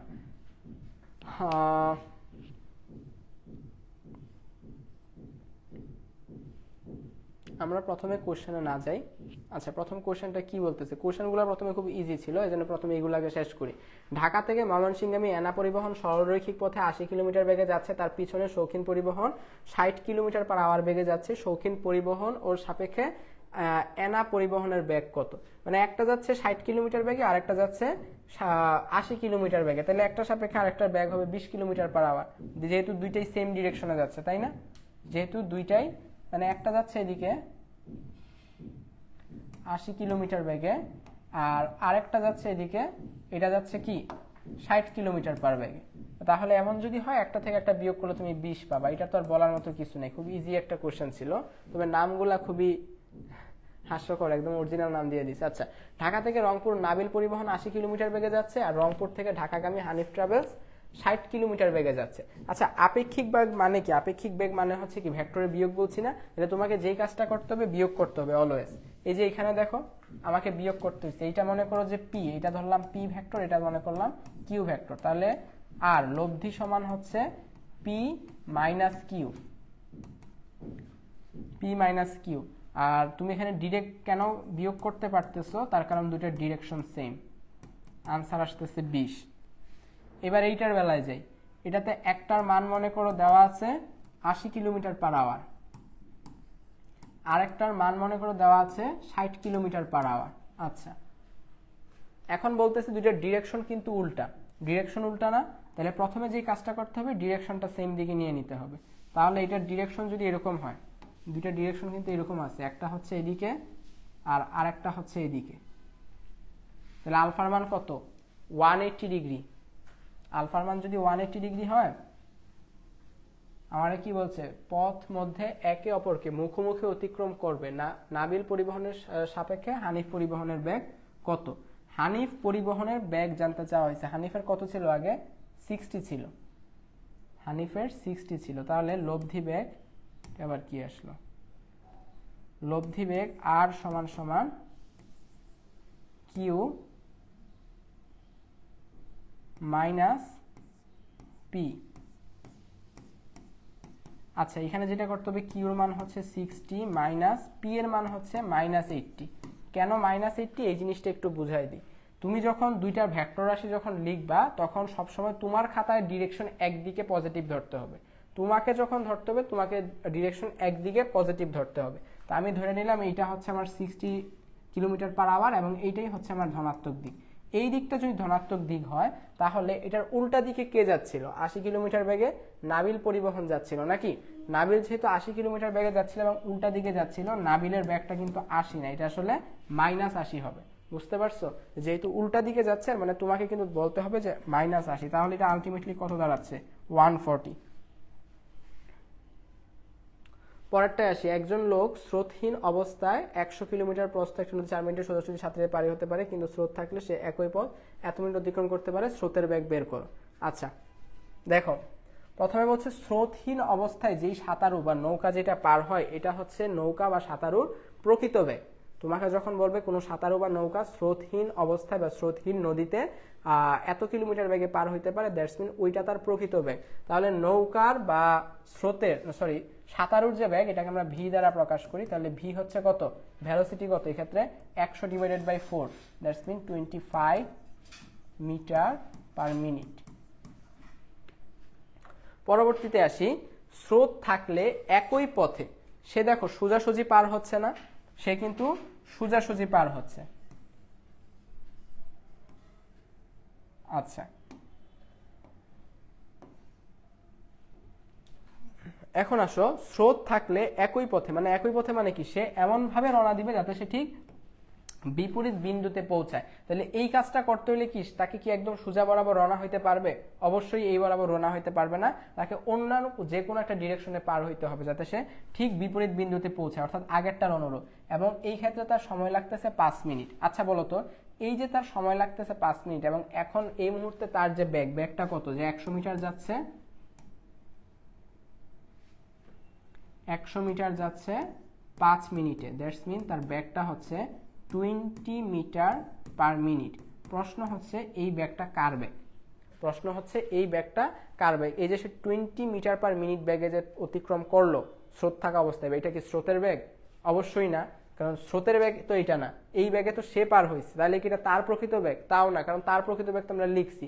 তাহলে এটা হচ্ছে লব্ধি ব্যাগ, অর্থাৎ স্রোত থাকা অবস্থায় সাঁতারুর যে ব্যাগটা থাকবে স্রোতের সাথে, এটাকে আমরা লব্ধি ব্যাগ বলি এবং লব্ধি ব্যাগকে আমরা ডব্লিউ দ্বারা প্রকাশ করি। তাহলে ডব্লিউ সমান 20 মিটার পার মিনিট।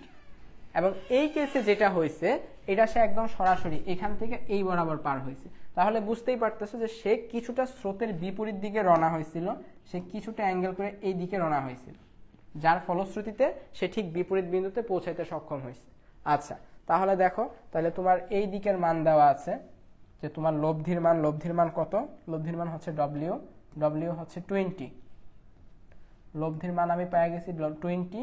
আর যে আমার সাঁতারু ছিল, সাঁতারু এই বরাবর ভি ব্যাগেই রওনা হয়েছে, কারণ এমন তো না স্রোত থাকলে সে নিজের ব্যাগ, সে তো নিজের আলটিমেট ম্যাক্সিমামটাই দিবে। তাহলে এইদিকে সে 25 মিটার পার মিনিট বেগে রওনা হয়েছিল। তাহলে আলটিমেটলি এখন আমাকে বলতেছে যে স্রোতের ব্যাগটা আসলে কত। তো স্রোতের ব্যাগটা কত হবে? এই বরাবর যে যাবে, স্রোতের ব্যাগটা কত হবে? স্রোতের ব্যাগকে ইউ দ্বারা প্রকাশ করি। তাহলে একটা কাজ করি তো, আমরা এইটাকে যদি এখান থেকে এখানে উঠাই নিয়ে আসি, তাহলে দেখো যে এই মানটা আমি একটু মার্ক করে দিই।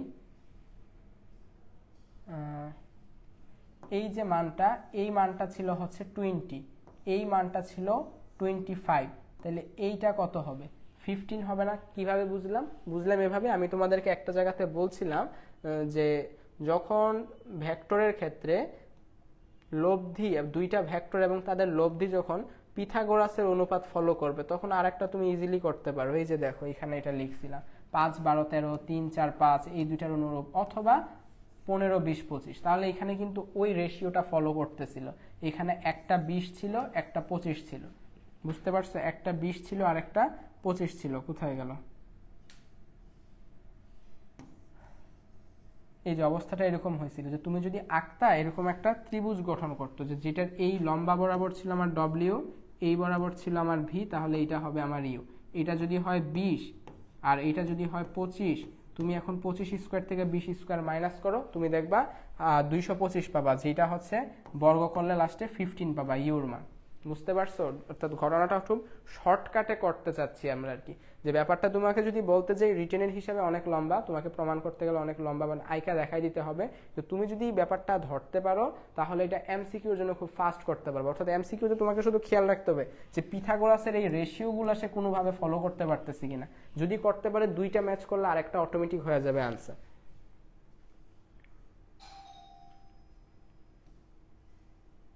হয়ে গেল আমাদের। আচ্ছা, দ্যাটস মিন এটা যদি ডব্লিউ হয়, তাহলে U is equal to V square minus W square root over. কারণ আলটিমেটলি ডব্লিউ ছিল আমাদের লব্ধি। লব্ধি সমান কি? লব্ধি সমান আমাদের V square plus U square. Sorry, V square plus U square তো ডিরেক্ট দেওয়া যায় না, এইভাবে দিতে হয় আর কি। ডব্লিউ সমান ভি প্লাস ইউ। এটা যদি করো, পরবর্তীতে আনসার এসে পড়তেছে এইটা। তো এইটা করলে তো আমরা জানি 25 স্কোয়ার করলে 625, 20 স্কোয়ার করলে হচ্ছে 400 রুট ওভার, তাহলে রুট ওভার 225 সমান সমান 15। শেষ। পরবর্তী কোশ্চেন, নদীতে স্রোত 3 কিলোমিটার পার আওয়ার বেগে প্রবাহিত হচ্ছে। স্রোতের বেগ দেওয়া মানে হচ্ছে ইউর বেগ দেওয়া। আচ্ছা, একজন মাঝি স্রোতের সাথে 30 ডিগ্রি কোণ করে 4 কিলোমিটার পার আওয়ার বেগে। আচ্ছা, আমি তোমাদেরকে আগে বলছি যে ফিজিক্স যখন আমরা করব তখন আমরা হচ্ছে শুধু চিত্র আঁকবো। তাহলে এটা হচ্ছে আমার স্রোতের দিক, ইউ সমান কত ছিল? 3 কিলোমিটার পার আওয়ার। স্রোতের সাথে 30 ডিগ্রি কোণে, স্রোতের সাথে 30 ডিগ্রি কোণে 4 কিলোমিটার/আওয়ার বেগে নৌকা চালাচ্ছে, দ্যাটস মিন এটা তার প্রকৃত বেগ, ভি সমান 4 কিলোমিটার/আওয়ার, এটা হচ্ছে আমার 30 ডিগ্রি। আমাকে বলছে নদীটি 2 কিলোমিটার চওড়া হলে তীর থেকে রওনা হয়ে অপর তীরে পৌঁছাতে মাঝির কত সময় লাগবে। তোমার কাছে জানতে চাওয়া হয়েছে যে আমার যে নদীর এইখান থেকে অপোজিট দিকে এই বরাবর পার হইতে আসলে কতটুকু সময় লাগবে। তো তাহলে তুমি একটু চিন্তা করো, তোমাকে যেহেতু সময় নির্ণয় করতে বলছে, আমি একটু সোজা বাংলা কথা লিখি যে আমরা আসলে সময়টা নির্ণয় করি কিভাবে। সময় সমান সমান আমরা যা লিখি তা হচ্ছে দূরত্ব ডিভাইডেড বাই বেগ। মানে তুমি একদম 9-10 এর নলেজ ধারা হিসাব করো, তুমি সময় কিভাবে হিসাব করো, যে দূরত্ব ডিভাইডেড বাই বেগ। এখন একটু চিন্তা করো যে সময় তো নির্ণয় করবো, তাহলে দূরত্বটা কি। তোমাকে জানতে চাওয়া হয়েছে যে নদীর এক তীর থেকে অপর তীরে পৌঁছাইতে হলে, মানে তোমাকে শুধু দূরত্ব মানে কি, যে নদীর প্রস্থটা পার করতে হবে। তাহলে নদীর প্রস্থ কত, এই ক্ষেত্রে 2 কিলোমিটার, বসায় দাও 2 কিলোমিটার। আচ্ছা, এখন হচ্ছে তোমার বেগ দিতে হবে, বেগটা কত, 3 কিলোমিটার দিবা? অবশ্যই না, এটা স্রোতের বেগ, এবং স্রোত কখনোই নৌকাকে এক পার থেকে অপর পারে নেয় না। এটা সবসময় মনে রাখবা যে নৌকা এক পার থেকে অপর পারে যাইতে হইলে যেই ব্যাগটা দরকার পড়ে, স্রোত এটার কোনো অংশই দেয় না। কিন্তু এই যে নৌকা মনে করো এখান থেকে এই পারে যাওয়ার সময়, এই দিক থেকে এই পারে যাওয়ার সময় যে স্রোত বরাবর যে দূরত্বটা অতিক্রম করতেছে, এইখানে স্রোতের একটা ভূমিকা থাকে, কিন্তু নদী পারাপারে স্রোতের কোনো ভূমিকা থাকে না। এটা মাথার ভিতরে ঢুকাই নিবা। আচ্ছা, কোন অংশটা কাজ করে আমি বলি, নৌকার যে লম্ব বরাবর, স্রোতের সাথে লম্ব বরাবর যে উপাংশটা থাকবে, কোন উপাংশটা, ভি সাইন থিটা। অলওয়েজ এই উপাংশটাই শুধুমাত্র নৌকাকে এক পার থেকে অপর পারে নেয়। তাহলে এইটাই হচ্ছে আলটিমেট বেগ। তাহলে আলটিমেট হচ্ছে ভি সাইন থিটা। ভি কত, 4 কিলোমিটার সাইন 30 ডিগ্রি। এখানে কিছু ইম্পর্টেন্ট কথা বলছি, কথাগুলো তোমরা আবার একটু মাথায় নিয়ে নাও। কি কি মাথায় রাখবা, একটা কথা মাথায় রাখবা যে নদী পার হইতে হইলে শুধুমাত্র ভি সাইন থিটাই, এই উপাংশটাই কাজ করে। ব্যাগের এই উপাংশটা ছাড়া আর কোনো উপাংশ নদী পারাপারে সাহায্য করে না, 1 নাম্বার।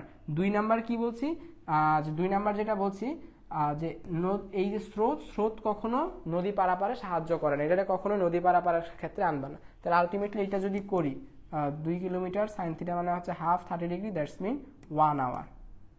এটা হবে 1 আওয়ার বা 60 মিনিট। ঠিক আছে, তো এটা খুব ইম্পর্টেন্ট জিনিস, যেই ইয়াটাও তোমাদেরকে মনে রাখতে হবে, এককটাও মনে রাখতে হবে।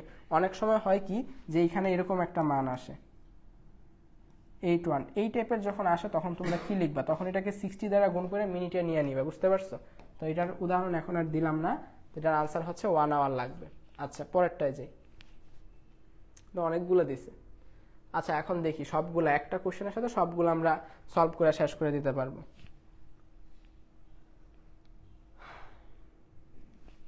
স্রোত না থাকলে একজন সাঁতারু 4 কিলোমিটার/আওয়ার বেগে, দ্যাটস মিন এটা হচ্ছে কি, এটা হচ্ছে সাঁতারুর বেগ। সাঁতারুর বেগকে প্রকাশ করি ভি দ্বারা। নদীর স্রোতের বেগ দেওয়া আছে, স্রোতের বেগ মানে কি, স্রোতের বেগ মানে হচ্ছে ইউ।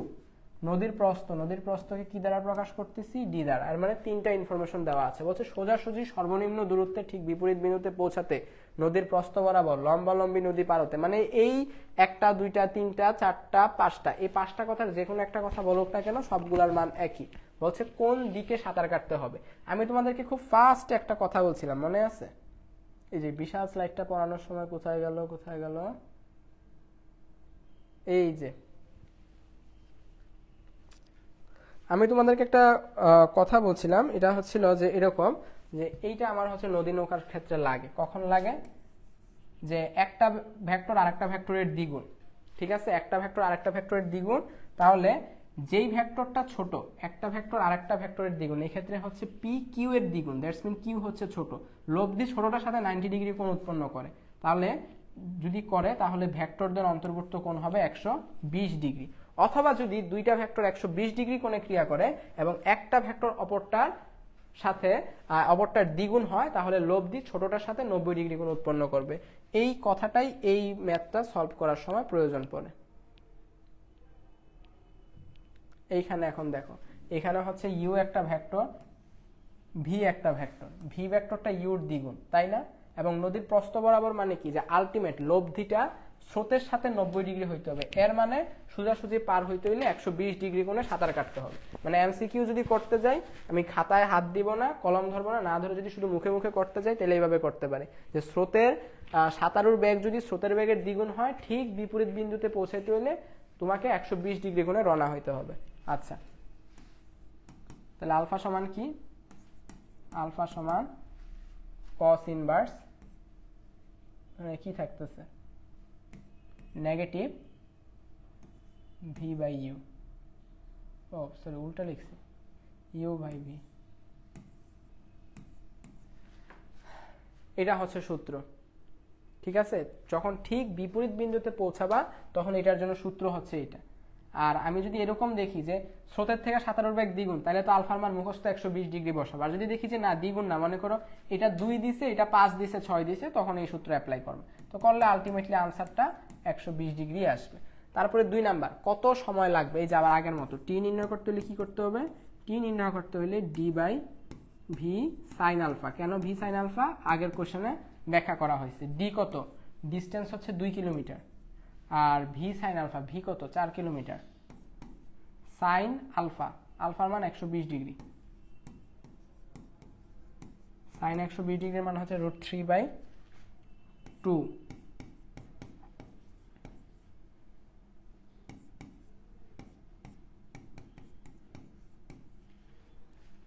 1/√3।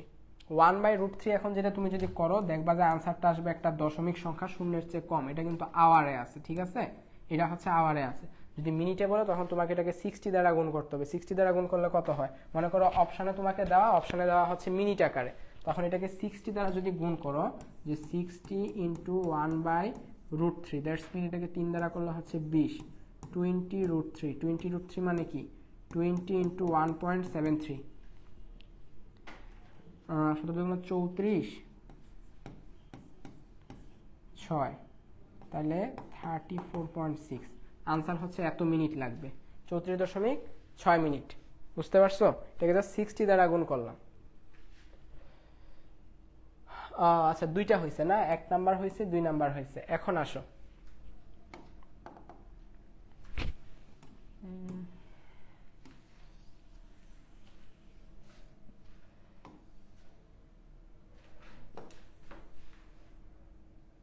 দুইটা শেষ, একটা দুইটা। এটা লাগবে না, এটা জাস্ট আমি রাফ ক্যালকুলেশন করছি, এটা লাগবে না, এটা জাস্ট তোমাদেরকে দেখাইছি। তারপরে আসো এখন 3 নাম্বারটা। 3 নাম্বারটা কোথায় গেল? এই যে পার বরাবর অতিক্রান্ত দূরত্ব কত? পার বরাবর অতিক্রান্ত দূরত্ব মানে কি? যে মনে করো এই যে ছিল নদী, হ্যাঁ নদী ছিল। আচ্ছা, যদি এক্সাক্ট এইটার জন্য বলি, আমি কিন্তু চাইলে সূত্র ইউজ করতে পারি, তবে যদি আমি বলি এক্সাক্ট নদী, সে এই বিন্দু থেকে ঠিক অপোজিট বিন্দুতে পৌঁছাইছে, তুমি একটু চিন্তা করো যে তোমার ফিজিক্সের এমসিকিউ গুলো কিন্তু এই টাইপেরই আসবে। তোমার একদম হুবহু এই কোয়েশ্চেনটা দিল যে ঠিক বিপরীত বিন্দুতে মানে কি বলছে, সাঁতার কাটে, তোমাকে বলছে যে পার বরাবর পৌঁছাইতে আসলে বা পার বরাবর অতিক্রান্ত দূরত্ব কত, তখন তুমি কি লিখবা বলো তো? যে পার বরাবর আসলে কত? এটার আনসার হবে 0। কেন 0 হবে? কারণ সে বিপরীত বিন্দুতে যে গেছে, সে তো পার বরাবর কোনো দূরত্ব অতিক্রম করেই নাই। সে তো ঠিক বিপরীত বিন্দুতে পৌঁছানোর জন্য ট্রাই করছে, সে তো পার বরাবর কোনো তার দূরত্ব অতিক্রম করাই হয় নাই, মানে যদিও থাকে সেটার মানও হয়ে যাবে 0। তাহলে 3 নাম্বারটার আনসার হচ্ছে 0। আমাদের আর কিছু লেখা লাগবে না। এখন কেউ যদি বলো যে না আমি লিখতে চাই, তাহলে কি বলবো? তাহলে বলবো এই যে দেখো, পার বরাবর অতিক্রান্ত দূরত্ব x সমান সময় ইন্টু বেগ। আচ্ছা, এটা একটু বাংলায় বুঝায় বলি। তোমাকে বলছে দূরত্ব নির্ণয় করতে। কখনো কখনো ফিজিক্স হচ্ছে বাংলার মাধ্যমে বুঝলে ভালো। দূরত্ব সমান হচ্ছে সময় ইন্টু বেগ বা বেগ ইন্টু সময়। এখন দেখো সময়ের যে সূত্রটা কি ছিল, সময় সূত্র ছিল D by V sine alpha. আর হচ্ছে বেগটা কি হবে? প্রশ্ন হচ্ছে বেগটা কি হবে? বেগ হবে হচ্ছে পার বরাবর দুইটা বেগ কাজ করে, এক হচ্ছে স্রোত সম্পূর্ণ কাজ করে, প্লাস নৌকা যে ছিল বা সাঁতারু যে ছিল, সাঁতারুর স্রোতের দিক বরাবর উপাংশ ভি কজ আলফাটা কাজ করে। এটা হচ্ছে টোটাল বেগ, এটা হচ্ছে টোটাল বেগ, আর এটা হচ্ছে টোটাল সময়। সময় ইন্টু বেগ সমান দূরত্ব। এখন তুমি এখানে মান বসাও, মান বসাইলে কি দেখবা জানো? বা না মান বসাইলে হয়তো যদি ডিরেক্ট একদম অপর পারে পৌঁছাইতে যায় তাহলে এটার মান 0 আসতে পারে। তারপরে আমরা দেখি, মান বসাই দেখি, এত কথা না বলে আমরা মান বসাই দেখি।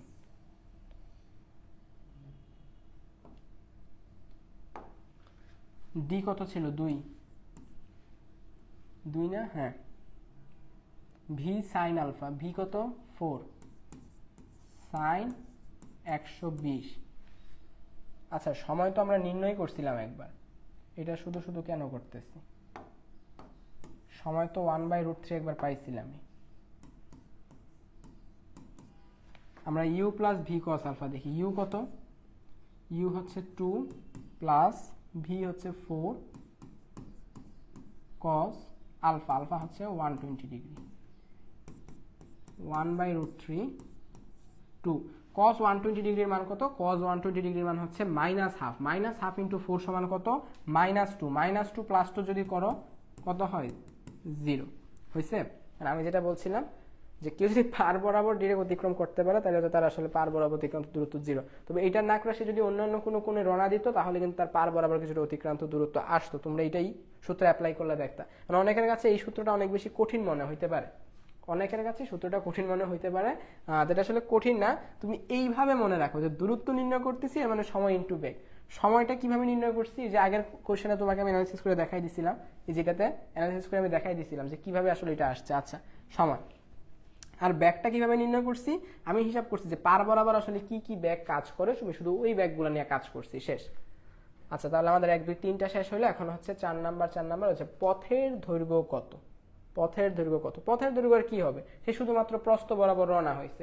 প্রস্থ বরাবর যদি রওনা হয় তো তাহলে তার প্রস্থ হবে নদীর প্রস্থ যা তা, এটা হচ্ছে 2 কিলোমিটার আনসার, এটা তো আর বলতে হবে না। তবে যদি এই কেসটা না হয় অন্য কেস হইতো তখন কি হইতো, তাহলে আমি ওইটার জন্য একটু জানাই দেই।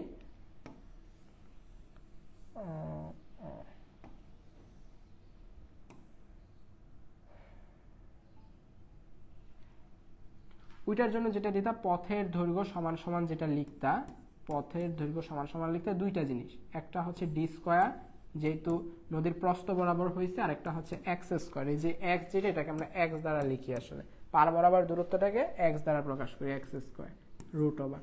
এই সূত্রে সাহায্য করতাম। তো এই সূত্রে এখন এক্স এর ভ্যালু তো আমরা কত পাইছিলাম, এই দিকটাকে করে দেখলাম এক্স এর ভ্যালু আসছিল আমাদের 0। তাহলে 0 বসাতে আলটিমেটলি ডি আসবে আনসার। ওই যে যেই কথা সেই কাজ, পথের দৈর্ঘ্য তাহলে আলটিমেটলি কত আসতেছে? 2 কিলোমিটারে এসে পড়ে, শেষ। এখন আসো 5 নাম্বারটা, সর্বনিম্ন সময় নদী পার হতে হলে কোন দিকে সাঁতার কাটা লাগবে? কোন দিকে সাঁতার কাটা লাগবে? সর্বনিম্ন সময়ে নদী পার হতে হলে কোন দিকে সাঁতার কাটা লাগবে? একটু ভাইয়ারা দেখো তো, একটু খেয়াল করে দেখো যে তোমাকে দিক জানতে চাইছে তাইলে, এবং বলছে সর্বনিম্ন সময়। সময়ের সূত্রটা কি ছিল? সময়ের সূত্র টি সমান ছিল D by V sine alpha. এই হচ্ছে সেই আলফা যে দিকটা আমাকে নির্ণয় করতে হবে। তাহলে এখন লিখো জাস্ট এই জিনিসটাই লিখে ফেলো। তাহলে সাইন আলফা সমান ডি ভিটি বা অনলি আলফা সমান সাইন ইনভার্স ডি। ডি কত? 2 কিলোমিটার। ভেলোসিটি কত? ভি। এই ভি এর মান হচ্ছে 4।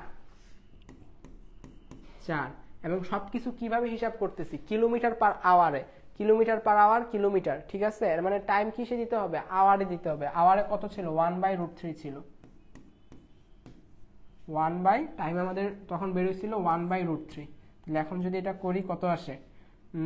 নিচে থাকতেছে 2, উপরে থাকতেছে √3। তাহলে sine inverse √3/2, that's mean 60 degree. এটাই হচ্ছে আনসার।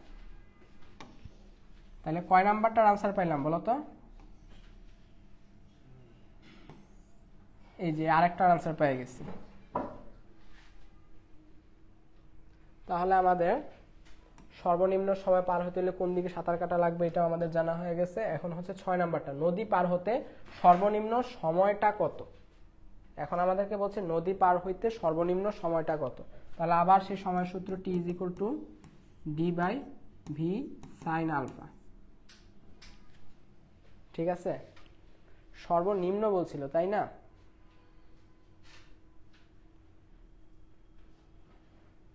আচ্ছা দাঁড়াও, সে যেই সময় আসলে পার হয়েছে 60 ডিগ্রিতে হইতো না। দাঁড়াও বাই মিস্টেক, এটা 60 ডিগ্রি হবে না। 60 ডিগ্রিতে করলে কাজ হয় না। কেন হয় না আমি বলি। 60 ডিগ্রিতে করলে তার যে ব্যাগ আছে, ব্যাগের সম্পূর্ণ উপাংশটা আসলে নদী পারাপারে কাজে লাগে না। এইটা একটু এখান থেকে চিন্তা করো। আমাকে বলছে কি যে সর্বনিম্ন সময় আমার টি মিনিমাম হইতে হবে। টি যদি মিনিমাম হইতে হয় তাহলে একটু চিন্তা করো তো, যে এই পাশে কি হইতে হবে, যে এইটার মান সর্বনিম্ন করতে হলে নিচে হচ্ছে এইটার মান সর্বোচ্চ করতে হবে, কারণ এটার মান যত বেশি বাড়বে তত বেশি কি হবে, সম্পূর্ণটার মান, যে আমার হরের মান যত বাড়বে সম্পূর্ণ ভগ্নাংশের মান তত কমবে। তাহলে এইটার মান সর্বোচ্চ করতে হলে ভিতে তো আমি হাত দিতে পারবো না, কারণ এই ভিটা হচ্ছে কার ব্যাগ, এটা হচ্ছে সাঁতারুর ব্যাগ। সাঁতারুর ব্যাগ তো আর আমি চেঞ্জ করতে পারবো না, আমি শুধু তার দিকটা চেঞ্জ করতে পারবো, কারণ প্রশ্নে আমার তাই বলা আছে যে আমি দিক চেঞ্জের মাধ্যমে কিভাবে টি কমাইতে পারি। তাহলে এটার মান সর্বোচ্চ করতে হবে, এটার মান সর্বোচ্চ কত, সাইন আলফার মান সর্বোচ্চ 1। আর কখন 1 হয়, যখন আলফার মান 90 ডিগ্রি হয়, that's mean alpha is equal to আসলে 90 ডিগ্রি হবে। ঠিক আছে, কারণ টি এর মান বসে আসলে নির্ণয় করা যায় না, কারণ আমরা তো জানি না যে টিটা আসলে কত। ঠিক আছে, টিটা আসলে আমরা জানি না কত, টিটা কত এখন নির্ণয় করব, টিটা আসলে কত সেটা এখন নির্ণয় করব। টিটা হচ্ছে ডি হচ্ছে 2 আর ভি হচ্ছে 4, that's mean half an hour অথবা 30 মিনিট। এইটা হচ্ছে সর্বনিম্ন সময়। আচ্ছা 6 নাম্বার হয়েছে। 7 নাম্বার, পার বরাবর অতিক্রান্ত দূরত্ব কত। সর্বনিম্ন সময়ে পার বরাবর যদি পার হইতে যাই তাহলে পার বরাবর দূরত্ব কত। এখন আলফার মান 90 ডিগ্রি বসাও, 90 ডিগ্রি বসাইলে কি হয় দেখো তো, এটা কয় নাম্বার করতেছি, 7 নাম্বার। 7 নাম্বারের জন্য একটু হিসাব করো। 7 নাম্বারের জন্য এক্স এর মান কত হবে, এক্স এর মানটা হবে ডি হচ্ছে 2, তারপরে আমার ভি হচ্ছে 4, তারপরে ইউ হচ্ছে 2 আর ভি কজ আলফা, এটা হচ্ছে 90 ডিগ্রি, দ্যাটস মিন এই উপাংশটা থাকতেছে না। তাহলে আলটিমেটলি 1, 2 দুগুণা 4, 4 ডিভাইড বাই 4 সমান 1। তাহলে এইটার মান হচ্ছে যে সর্বনিম্ন সময় যদি নদী পার হইতে হয় তাহলে নদীর পার বরাবর অতিক্রান্ত দূরত্ব হচ্ছে 1 কিলোমিটার। শেষ। 7 পরে লাস্ট 8 নাম্বার, পথের দৈর্ঘ্য কত। পথের দৈর্ঘ্য কত হবে এই ক্ষেত্রে, এই যে আবার আগেরটার মতো আসি, পথের দৈর্ঘ্য কত হয়,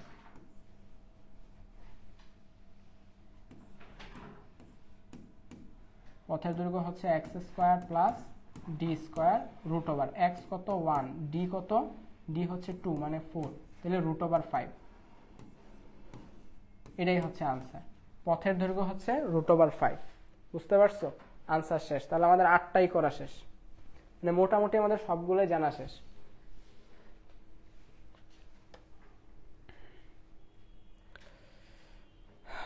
সিরে ভাই আসি, ওকে থাকো।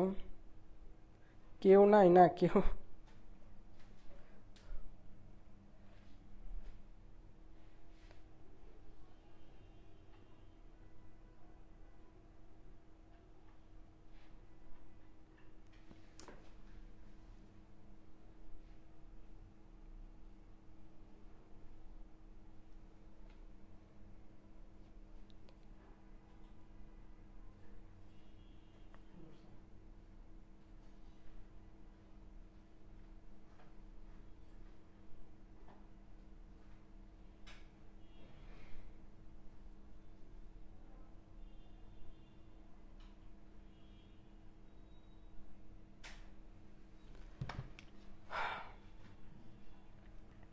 আচ্ছা ডাইভারজেন্স, গ্রেডিয়েন্ট, কার্ভ, এই তিনটা আমি খুব সহজে বলি যে ডাইভারজেন্স আসলে কি করা হয়। ডাইভারজেন্স যখন করি এই জিনিসটা আসলে সাধারণ গুণনের ন্যায় হয়ে যায়।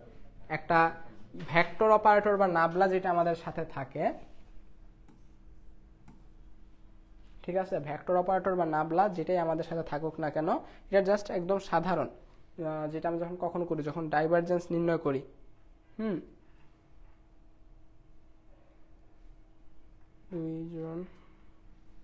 ওকে,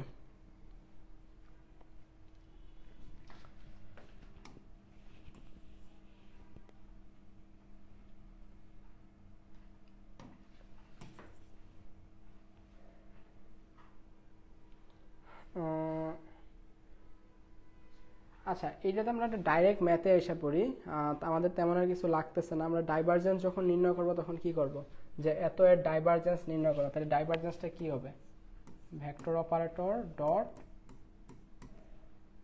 ভেক্টর। তাহলে নাবলাটা কি ছিল, নাবলা ছিল i cap d d x plus j cap d d y plus k cap ডিডিজেড।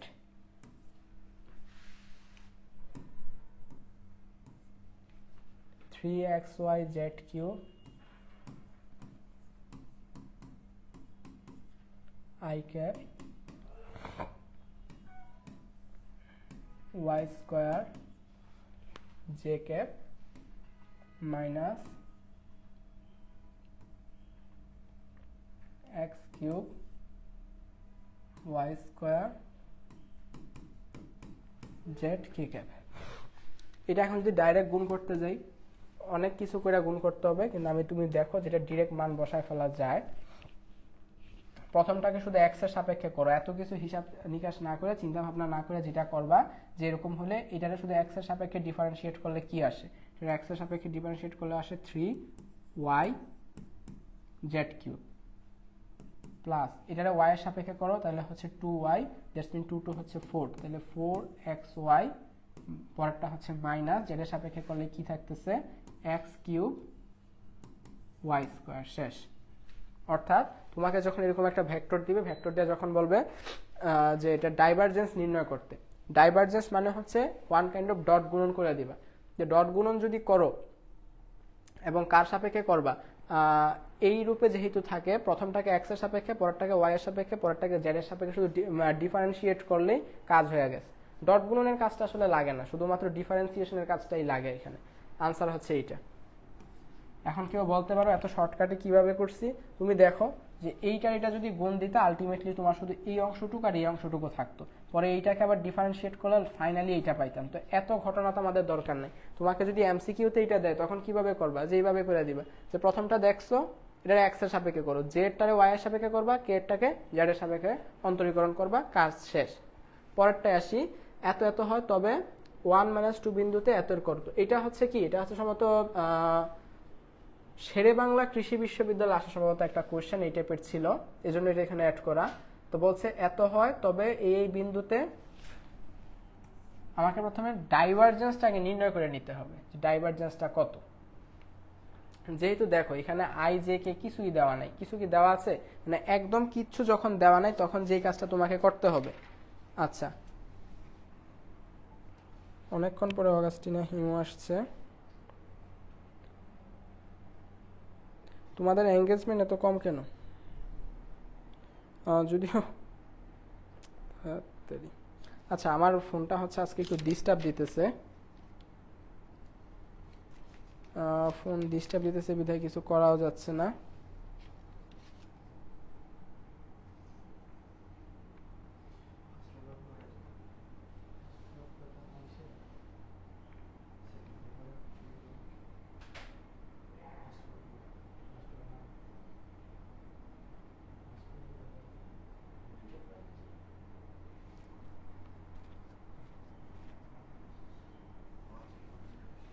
আচ্ছা, আমার ফোনটা আজকে অনেক ডিস্টার্ব দিচ্ছে, এই জন্য আসলে কারো কমেন্ট পড়া যাচ্ছে না, এটার জন্য সরি। আমি জাস্ট এটার ডাইভারজেন্সটাকে নির্ণয় করে ফেলি। ডাইভারজেন্স কি ছিল? ডাইভারজেন্স ছিল আসলে এরকম,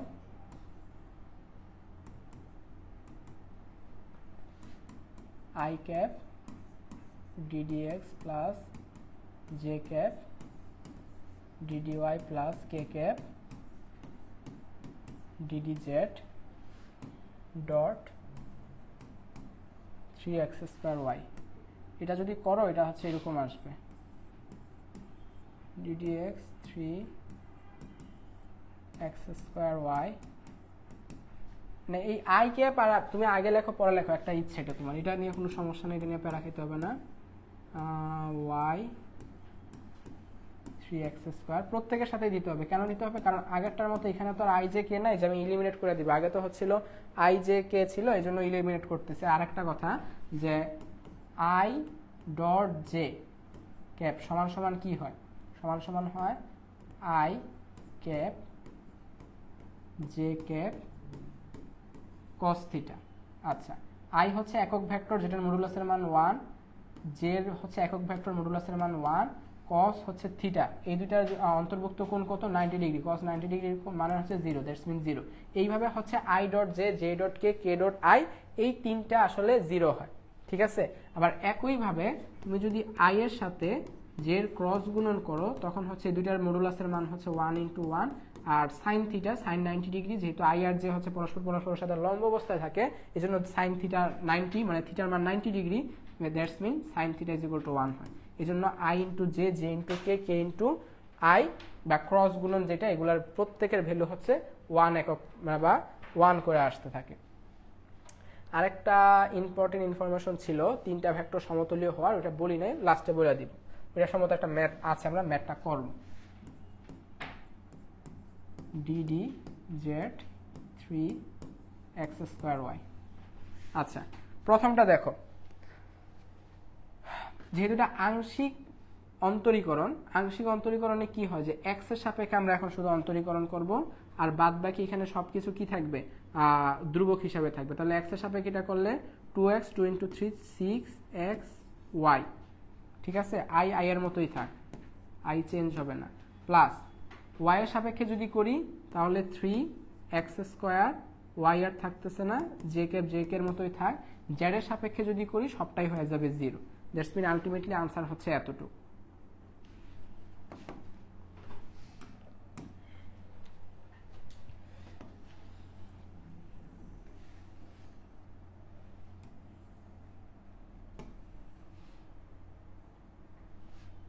আচ্ছা আসো, যেহেতু আমরা এই ভেক্টরের মান পাইছি, আমাদেরকে বলছে এই বিন্দুতে এটার মানটা আসলে কত, এই বিন্দুতে নির্ণয় করতে হবে, তাই না? তাহলে একটা কাজ করি, এই বিন্দুতে মানটা তুমি মানে শুধুমাত্র বিন্দুগুলোর মান বসাই দিলেই কিন্তু কাজ হয়ে যাচ্ছে, বুঝতে পারছো? এটাতে যদি শুধুমাত্র বিন্দুগুলোর মান বসাই দাও তাহলে কাজ হয়ে যাচ্ছে।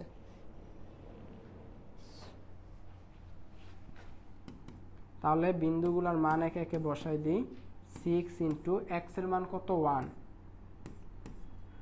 y এর মান কত -2 i ক্যাপ, প্লাস 3x এর মান হচ্ছে 1, আর y এর তো কোনো মান এখানে দেখতেছি না, তাহলে ডিরেক্ট যে বসাই দিই। তাহলে আলটিমেটলি কি দাঁড়াচ্ছে, -6 × 2 = 12i প্লাস 3j। এটা হচ্ছে আনসার। যে এই বিন্দুতে আমাকে ডাইভারজেন্স নির্ণয় করতে বলছে, এটা হচ্ছে এটার আনসার। শেষ।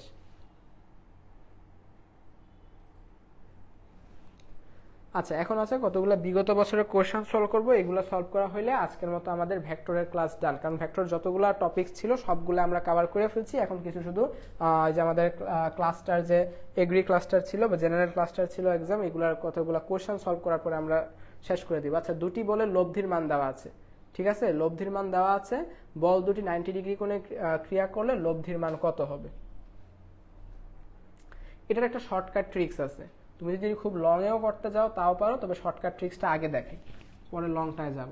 শর্টকাট ট্রিক্সটা হচ্ছে কি, যে লব্ধির মান এটা কততে, এটা হচ্ছে 60 ডিগ্রির জন্য না, তাহলে আর 60 ডিগ্রি স্কোয়ার প্লাস আর 1 ডিগ্রি স্কোয়ার ডিভাইডেড বাই 2, আর এখানে হচ্ছে একটা √ওভার থাকবে। তাহলে এটার যদি হোল স্কোয়ার করি, হোল স্কোয়ার করলে মান কত আসে, 2 × 4, 4 × 37 যোগ 4 × 13, ঠিক আছে। তাহলে 13 আর 37 50, 50 × 4 মানে হচ্ছে 200, এটা হচ্ছে 2, আনসার 10। শেষ। অনেক শর্টকাটে শেষ করে ফেলছি। আসছে আমার এখানে, আসতেছে না কেন?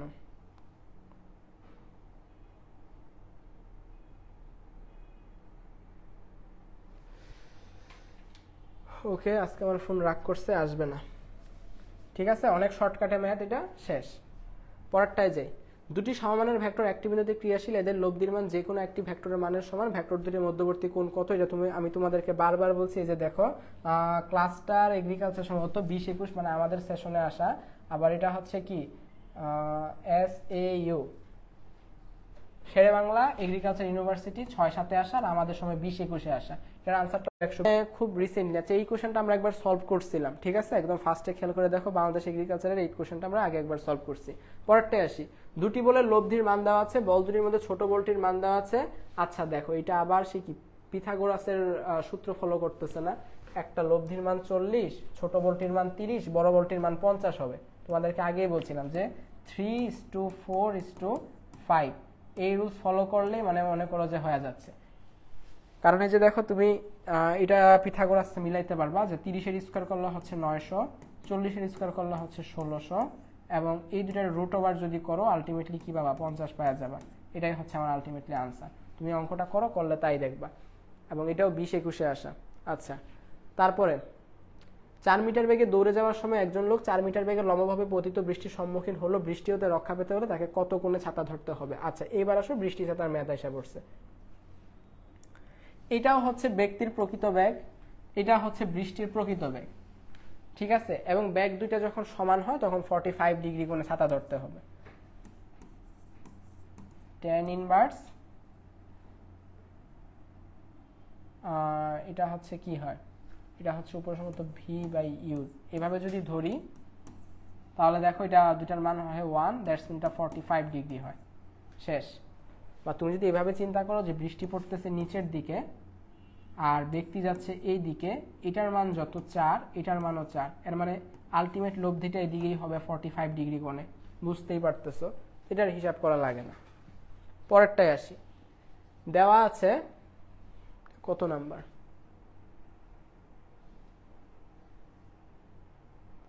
আচ্ছা দেওয়া আছে c is equal to 1 cross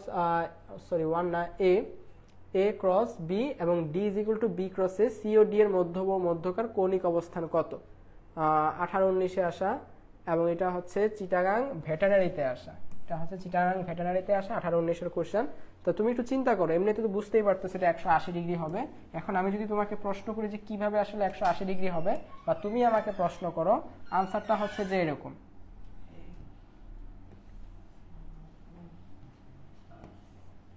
এই মনে করো দুইটা ভেক্টর, এই ভেক্টরটা মনে করো যে a,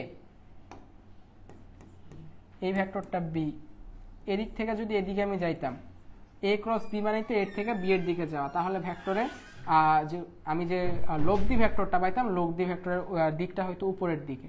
আর যদি এটার উল্টা দিকে আসতাম, b এর থেকে এর দিকে, b এর থেকে এর দিকে আসা মানে কি b ক্রস a, তখন যেটা যে লব্ধি ভেক্টরটা হয়তো ঠিক খাড়া নিচের দিকে। তাহলে তারা পরস্পর কত ডিগ্রিতে আছে, অবশ্যই 180 ডিগ্রিতে। এটাই হচ্ছে আনসার। তো শেষ। তাহলে মোটামুটি আজকের মতো সবগুলো টপিকস ডান। অনেকেই দেখি শেষের দিকে এসে যোগ হইছো। ভাই সিগন্যাল চলে যায়, হ্যাঁ আমার এখানেও একটু আমার ফোনটাও আজকে অনেক বেশি ডিস্টার্ব দিচ্ছে। ভাই একটা সামারি করে দেন সবগুলার।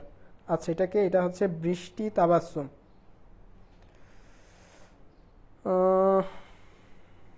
আচ্ছা দেখো মোটামুটি আজকে সবগুলা ডান। তারপরে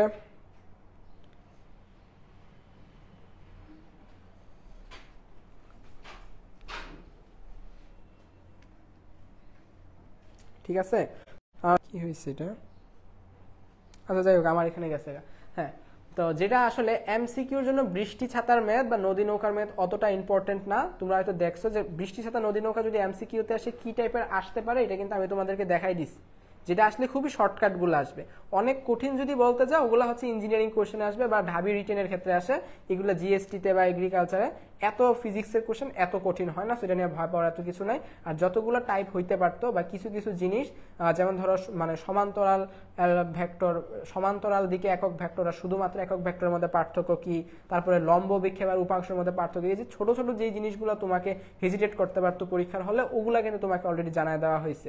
এবং আরো কিছু নদী নৌকার যে শর্টকাটে ম্যাথ ছিল ওগুলাও কিন্তু তুমি দেখছো যে করা হয়েছে। তো এই ছিল মোটামুটি 8টা টাইপ। তো এইগুলাই যে প্রথমে আমরা একক ভেক্টর শিখছি, তারপরে হচ্ছে আমরা মধ্যবর্তী কোণ, তারপরে হচ্ছে যে কি শিখছি লব্ধি শিখছি, তারপরে হচ্ছে যে আর যেগুলো ছিল আর কি। তো এই হচ্ছে মোটামুটি অবস্থা। আর যদি কারো কোনো কোয়েশ্চেন থাকে অবশ্যই তুমি পেজে জানাইতে পারো, গ্রুপে জানাইতে পারো, অথবা ভাইয়াকে চাইলে ইনবক্স করতে পারো ডিরেক্ট। তো আশা করি ক্লাসটা ভালো লাগছে। আর কেমন লাগছে এটা তো ভালো, তো আমার দিক থেকে বলতেছি, তোমাদের দিক থেকে কেমন লাগছে, ভালো লাগছে না কি হয়েছে, আরো কতটুকু আপডেট করতে পারবো বা করা দরকার আমাদের, অবশ্যই কমেন্টে বা রিভিউতে অবশ্যই সবাই জানাই দিবা। তো ভালো থাকো, সুস্থ থাকো, সবাইকে আসসালামু আলাইকুম।